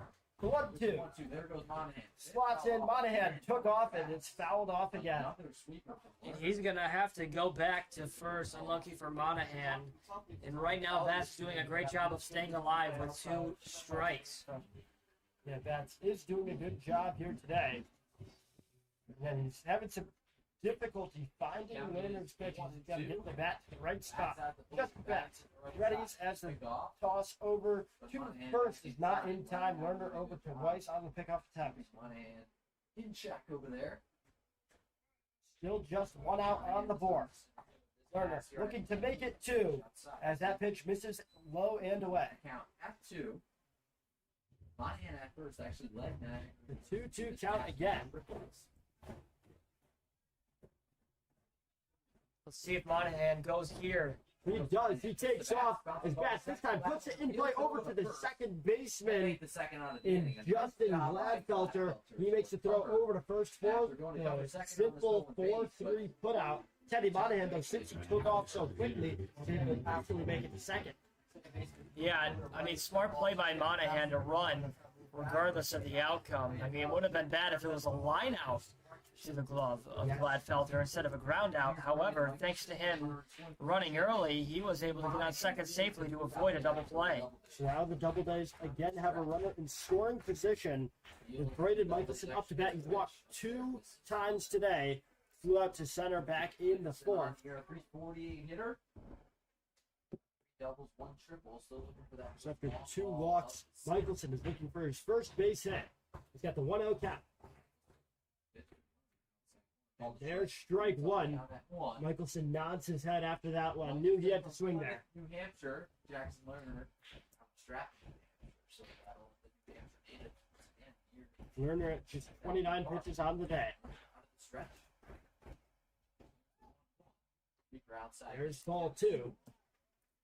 The Doubledays in the last inning, back in the 6th. That was the first time all day that they hadn't at least had 1 runner on base. That's a 2-1 count. Monahan has a solid lead off second. Lerner looking backwards. Now the throw. Swung on, hit up the gut. The shortstop going for Sabino. Gathers it, throws it home. As Monahan going, he's not even going to be close. Monahan with an interesting decision there. That wasn't even close to making it. And so after what would have been a single for Braden Michelson, instead it turns into disaster for the Doubledays as Monahan got a little bit greedy, but Auburn still leads by 1 as we head to the 8th inning. Stay tuned on the Auburn Doubledays YouTube channel.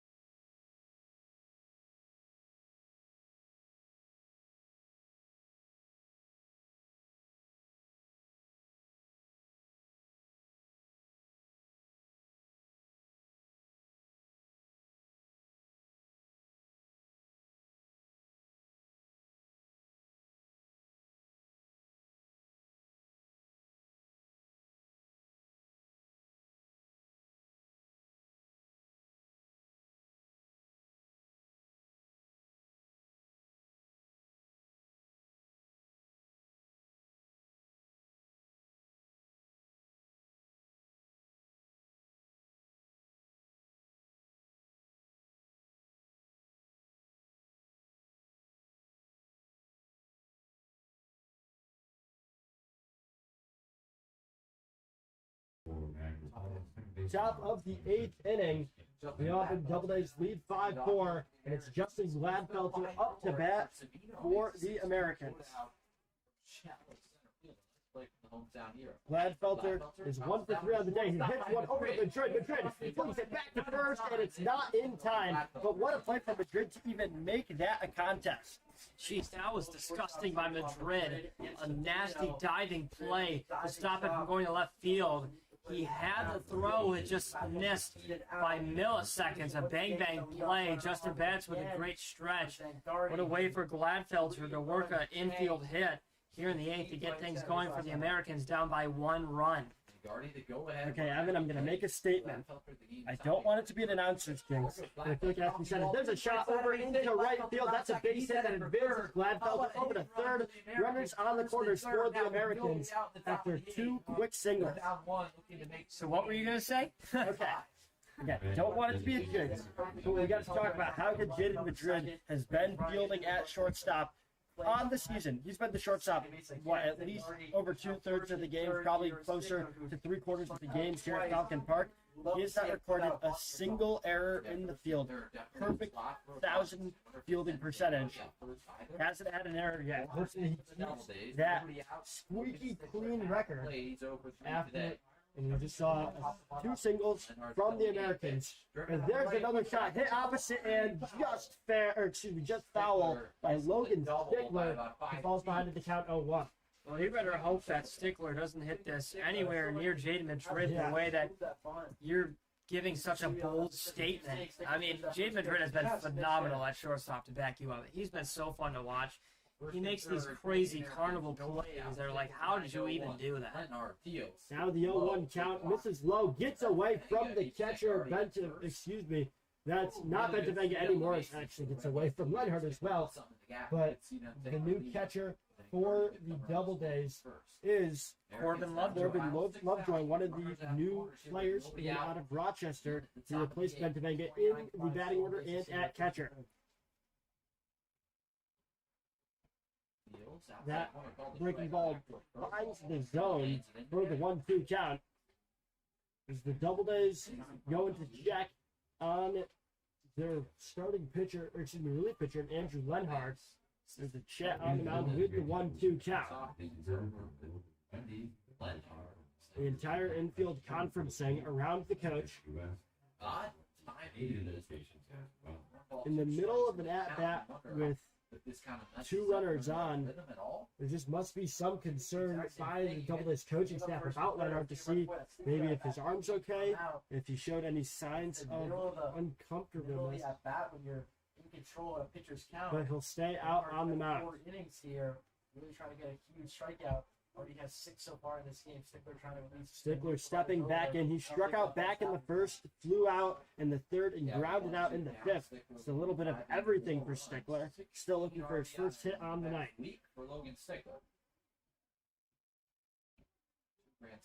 Stickler batting just .325. But he's been on fire as of late, which hasn't had much success today. Trying to recover from his 0-3. The count, 1-2, as that swung on hit down the third baseline foul.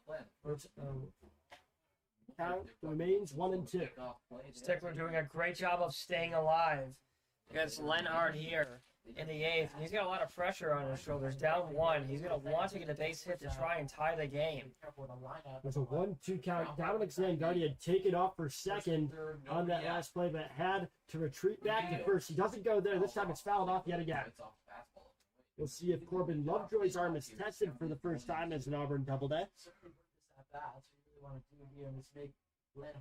Lenhart up to 60 pitches on the night. Lenhart working out of the stretch. Checks on Zangardi at first. The count still 1-2. Pitch misses low and inside, and Zangardi takes off the throw. Not even going to be attempted by Lovejoy. Nobody out for the red, white, and blue. A huge spot for Logan Stickler. 2 runners down scoring position. The runner on third would tie it. The runner on second would give the Americans the lead yet again. The 2-2 count. Nobody out second. The Doubledays playing in. There's a high hit over towards the visiting clubhouse. and it lands foul. 2-2. Approaching the 8th pitch of the at-bat for Lenhart.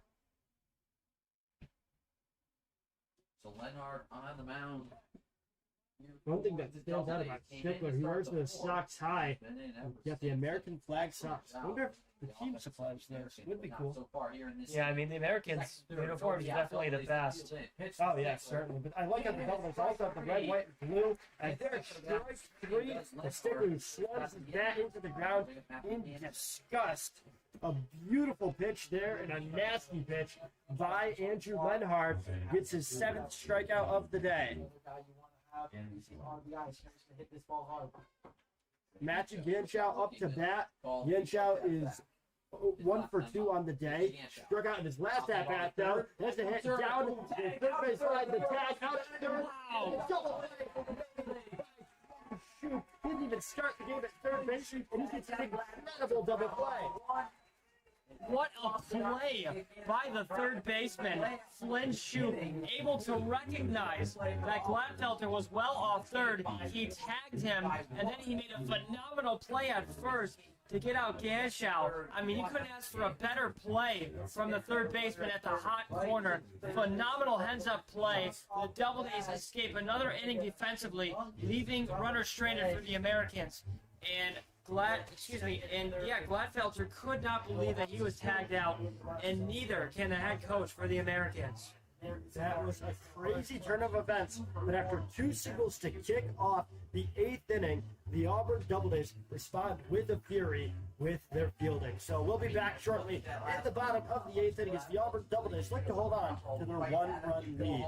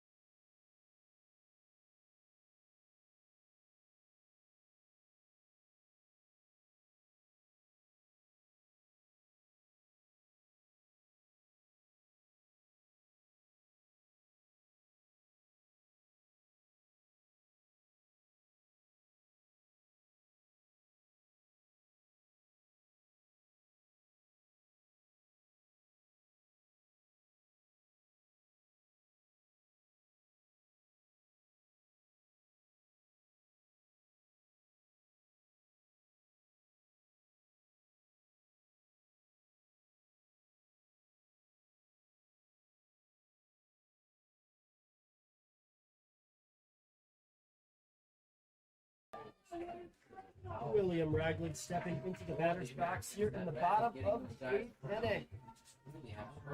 About an hour 40 into this contest. Excuse me, 2 hours, 10 minutes into this contest here at Falcon Park. Bottom of the 8th, still sunny out after this 5 o'clock start. And, you know, today I've been the first, 150 kids who showed up, got free ice cream. That's a great deal. Yeah, I really wanted ice cream. I was upset that I didn't get it, but you had to be under 18, and unfortunately I'm 21, so I was born in the wrong year to get free ice cream. We got to turn the clock back for, get that age limit up. I feel like the age ceiling should be a little bit higher, so that way the fabulous announcers up here on both sides, because we got some Niagara Falls Americans commentators up here too. All 4 of us should get some ice cream. Let's not push it. They don't deserve it. Fair enough. We deserve it. I'm just kidding. They deserve it too. They do. Is it? It's a hot day. Not too hot, as I mentioned earlier, but still would be nice to have some ice cream after the game. 2-1 count here against William Ragland. Jackson Lerner still looking spectacular as he came into the game in the middle of the 5th inning, has not given up a run since, as he immediately flunks William Ragland right after I say that. Ragland makes it over to first for the 4th time today. He's walked twice, hit a double, and now hit by a pitch. Here comes Ethan Smith in place of Brendan Smith. So the 7th hole has a new pinch batter. As Brendan Smith's night is done, he went 1 for 3 at the plate with 2 strikeouts and a single in the 4th. Smith was staying aggressive the entire game, but now he cedes his spot in the lineup over to his namesake. As the captain sits down, Ethan Smith steps up. Ragland standing off of first. now deals. The first pitch of the at-bat, right in the same, it looked like it was going to be right in the same spot, but it curved in at the last second. It's a good movement there by Jackson Lerner. Inside and out by a clear margin where he's getting The 1-0 count, and it looked like Ethan Smith thought that was going to plunk him just like it did Ragland. Now there's the 1-1 after a beautiful strikeout pitch. Strike pitch.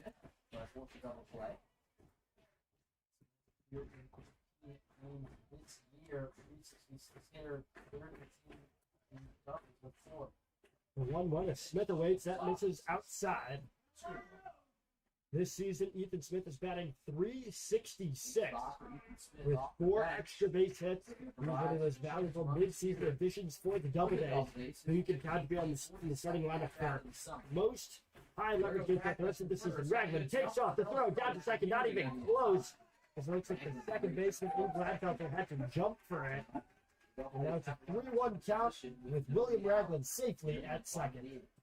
Great jump by Ragland to put another Doubledays runner in scoring position. And here in the bottom of the 8th is an inning for insurance runs, as if they go into the 9th with a lot of runs and insurance, the Americans cannot catch up. That will end the game. The Doubledays are narrowly ahead in both the score and the strike column, the hit column. They lead 5-4, 10-9, and now Ethan Smith walks over to first. So there's runners on first and second with Zach Spurger up to bat. Spurger has only had 1 at-bat so far today. He flew out to the shortstop, as we saw Anthony Savino had to really run back for that one, back when Spurger hit that in the 5th. Looks like the field umpire says that Zach Spurger swung at that one, so that is strike 1 to Spurger. And by the way, when Spurger did get out last time, that was to end the 5th inning when Doubledays went through 10 batters, scored 5 runs, and that was against this pitcher in Jackson Lerner. So you could tell he's been having some success on the mound. That was the last time Spurger was up, and now we're already back to the 8th inning. So the 1-1 count.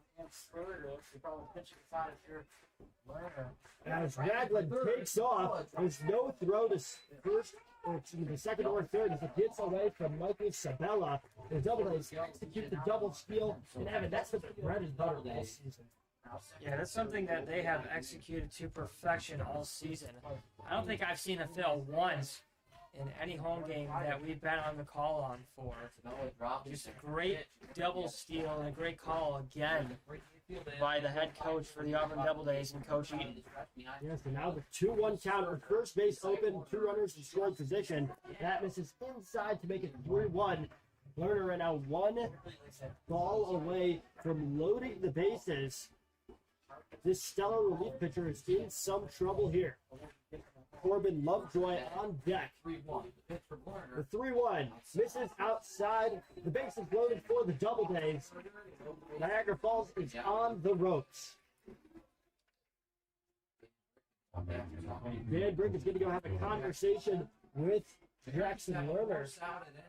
And so right now, Lerner's in some trouble. It's Corbin Lovejoy up to bat. Lovejoy grounded out to the shortstop to kick off the 6th inning, and now he finds himself in the most trouble he's been in all game. Yeah, in a jam, no outs, not good at all for Lerner. And there's obviously no one warming up in the bullpen for the Americans, as there isn't a pitcher or catcher over there at all. So let's see if Lerner can get out of this jam, or if they'll have to send someone to the bullpen to warm up. Right now, here comes Corbin Lovejoy in his first at-bat. He grounded out to the shortstop, Savino. He could make his debut known for the Doubledays with a base hit to score some runs. Corbin Lovejoy just finished up his freshman season out of SUNY Canton. He was a first-team All-Star back in high school. Didn't get a ton of playing time this past season, but did definitely have some stellar games for Canton. Now, stepping up, if bases loaded, he swings at that, fouls off that first pitch. No outs on the board for Lovejoy. He's got some pushing to work with. The 0-1 count. Lovejoy flings one in there, misses the zone for ball one. Really trying to prove that after half today. Pinch hitter on deck for Doubledays. There's a pinch hitter on deck for Auburn. That's Nacho Gonzalez, the fan favorite. Waiting. The 1-1 swung at, chased by Lovejoy. He got a little antsy right there. Yeah, just over anxious on that pitch. Couldn't wait to crush one. Let's see if he has some patience here. Down the count 1-2. Now down to his last strike. Hill just needs to put one in play, and he just did not swing. Wow. Wow, the field umpire calls it. That really looks like he went up and his bat fell into the dirt. Somehow it's ruled that he stopped himself there. Wow, Gladfelter over a second did not agree with that. I mean, Lerner himself could not believe it. He's got a great angle up in the pitcher's mound. He thought that he struck him out. It's now 2-2. The ball had a little bit of movement, but misses upstairs. He's got a full count here. And wow, Lerner will not be happy if he's not able to get this strikeout here. It's 3-2. Count is full. 3-2 to go the out. Huge payoff pitch to really separate the Doubledays in this game. If this is in play, and the chase by Lovejoy yet again. He was going after it. Ball don't lie for Jackson Lerner. He gets yet another strikeout. No argument there. She brings up Nacho Gonzalez. Here's Nacho Gonzalez. Third of the way out. Pinch batting. He comes into this one So a big pinch hit opportunity for Gonzalez. as Ambrosio's night is done. For Michael Ambrosio. And so Michael Ambrosio finishes tonight's contest. He struck out in his last at-bat, but had a great first two at-bats, flew out to center in the first one, and had a huge single back in the fifth. He ended up coming around to score. Gonzalez goes after the first, does not connect. Hopping right into the game, swinging at the first pitch. Gonzalez ready to go. Gonzalez batting 306 on the campaign. 2 extra base hits, hits one, shallow, center field drops for a base hit. 1 run scores, 2 coming home, and it's going to be close to the plate. And Smith gets there in time for the 2 RBI single. Which limits a first to strike. And Nacho Gonzalez makes this a 7-4 game. The Doubledays lead. What a hit by Nacho Gonzalez to drop it in center field right in front of the glove of David Harris. Waited for his pitch and crushed it and placed it perfectly. I mean, Ragland was able to score with ease, but Ethan Smith was on his horses from second base, beat out the throw. The Doubledays add some much-needed insurance runs here in the bottom of the 8th to go up 7-4. Huge single by Nacho Gonzalez. Again, just showing what he does so well, which is getting contact, making it over to first, and letting his teammates move around. Now the order flips back up to Jaden Madrid at the top of the lineup.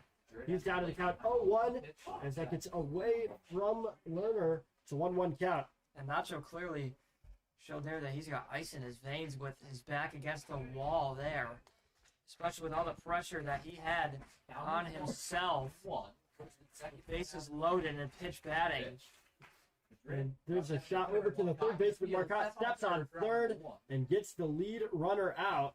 So it looks like Auburn's saying he missed the bag. Thomas Eaton was saying he missed the bag, but it is ruled it out. Eaton still is pretty convinced that he wasn't out. Now they're going to have a dialogue about that. But with no instant replay, this isn't like the MLB where you can challenge that. We'll see Zach Sperger retire back to the dugout. That's a fielder's choice hit for Madrid. And that's just unlucky for Zach Sperger, who tried to stay on third as long as possible and plead his case. Instead, he's called out by the field umpire, but I don't know if the field umpire had a good angle at that one at all, being behind the pitcher's mound with the sun in his eyes. It's tough to see, so it's now a 1-0 count. And Shoot steps back into the batter's box. Wouldn't Shoot struck out his last time up, and I think it's double play to end the top of the 8th inning. Certainly made up for that. Now trying to get on the board offensively. As there's a strike call. Shoop was somewhat surprised by that. That didn't look too close to the zone. Both teams have been a little frustrated with the strike zone today. Now 1-1. It's a 1-1 count. Shoop waving his bat around. Here's 1-1 from Lerner. Sweeper. It's swung on, hit It's a foul. into right field. That goes into foul territory. So now 1-2 count. This 2-hole has been bad luck for the Doubledays today. Chase Moore started it off by flying out to second, and then he struck out in the third, struck out in the fifth, and then Shoop struck out in the seventh.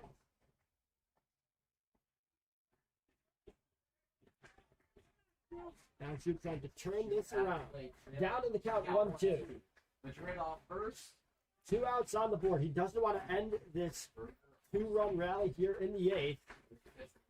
The pitch swung on, hit high into shallow right field. 3 Americans converging on it, and it's actually the second baseman Justin Gladfelter coming down with it, running all the way from second base and getting the 3rd out of the inning. Niagara Falls will return in the top of the 9th as Auburn will try to avoid allowing 3 runs to end this game with a win. Stay tuned for what's next on the Auburn Doubledays YouTube channel.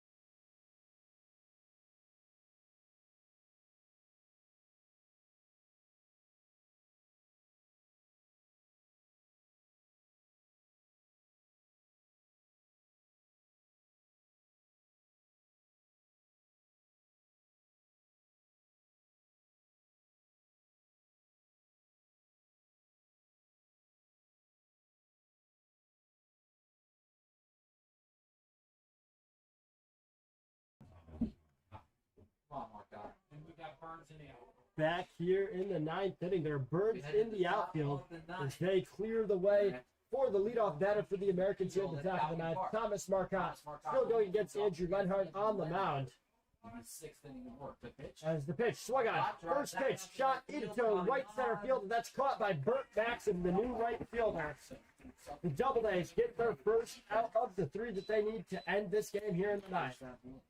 What a play by Burt Maxim in the sun and on the run to pick up the first out. The Doubledays quickly get 1 out against the Americans. They're up 7-4 to them. Just need 2 outs to win this game and end their losing streak. So with that, Marcotte ends his day finishing 0 for 4. Anthony Savino now up. He's 0 for 2 with 2 strikeouts. Also walked back in the 4th. Savino looking to reach base for the second time today. It's a 1-0 count.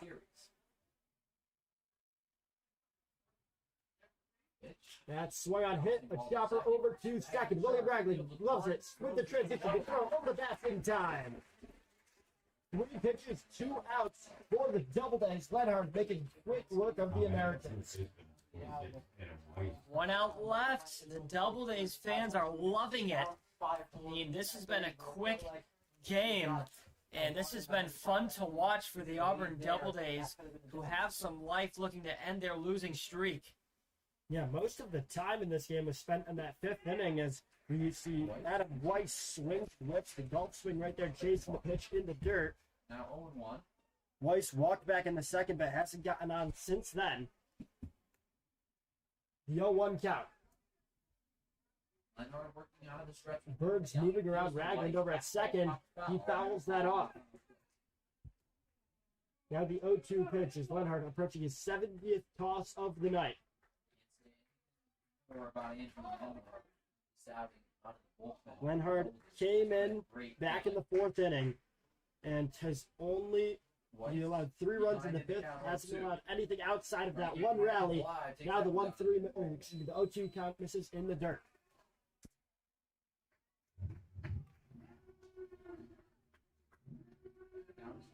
Struck up the side back in the 6th. Took down the Americans, the 4 batters in the 8th. Now trying to make it 1-2-3. Shot into right foot, backs and catches it for the 3rd and final out of the top of the 9th. Your Auburn Doubledays snapped their 4-game PGCBL skid, 5 games total that Auburn had dropped if you count exhibition games. What a bounce back against the solid team here, the Niagara Falls Americans, and all around, Auburn did a great job in this contest. I mean, what a great game for the Auburn Doubledays. They finally scored the runners in scoring position. That was something that they struggled with all season. And they just did a phenomenal job tonight, getting extra base hits. And they did a great job of, after they gave up that home run, going down 4-0, they bounced back. They didn't get down. They didn't beat themselves up. They bounced back. They stayed hot after that, and they were fun to watch. Their pitching was great tonight in Joseph Williams and then in Lenhart. And this was just a great way for the Doubledays to end their losing streak, especially with just a few games left before the playoffs. So Niagara Falls falls to 12 and 26. Auburn advances to 19 and 14. Yeah, pretty much Auburn doing everything right here in today's game. Really got to be happy with how they performed, as just another win to get them back on track. And then after you look at what's ahead for the Auburn Doubledays, again, they didn't play yesterday against Niagara Falls, but they pick up the win today. And then tomorrow's game is actually a rescheduled one from earlier this season, where they were down 1-0, and I think it was the 2nd inning of the game that was meant to be played on the 4th of July. That will be resumed tomorrow here at Falcon Park against Geneva. They got 2 in a row against Geneva coming up. Yeah, those are definitely must-win games if they want to try to advance to 2nd place. However, I believe there's only there's 5-6 games left, and they're down, I believe, by 5.5 games to 2nd place. So it will be tough. They'll have to win out, and they'll have to have a lose somewhere in between the 2nd place team. But right now, let's hope this gets some momentum going for the Doubledays and start a win streak headed into the playoffs. Auburn with a 7-4 win today. Yeah, you mentioned before the playoffs. Right after that 2-game stretch against Geneva on the 20th and 21st, they got 2 games back-to-back against Batavia. Yeah, Batavia's always a tough clash. They're in 3rd place in the West, on the western side of the PGCBL. That will be our next home game on July 22nd against the Muck Dogs. So make sure you stay tuned for that one. Follow along. That's going to be on the 22nd. But we got a home game tomorrow as well here against Geneva. Make sure to stay tuned for that. Evan, I don't believe you'll be here for that game, so I'll just be solo on the mic. Well, anyways, had a fun one tonight. We'll have a fun one tomorrow. Alongside of a I'm Ryan Story saying so long on and have a great rest of your Sunday night. The final 4 games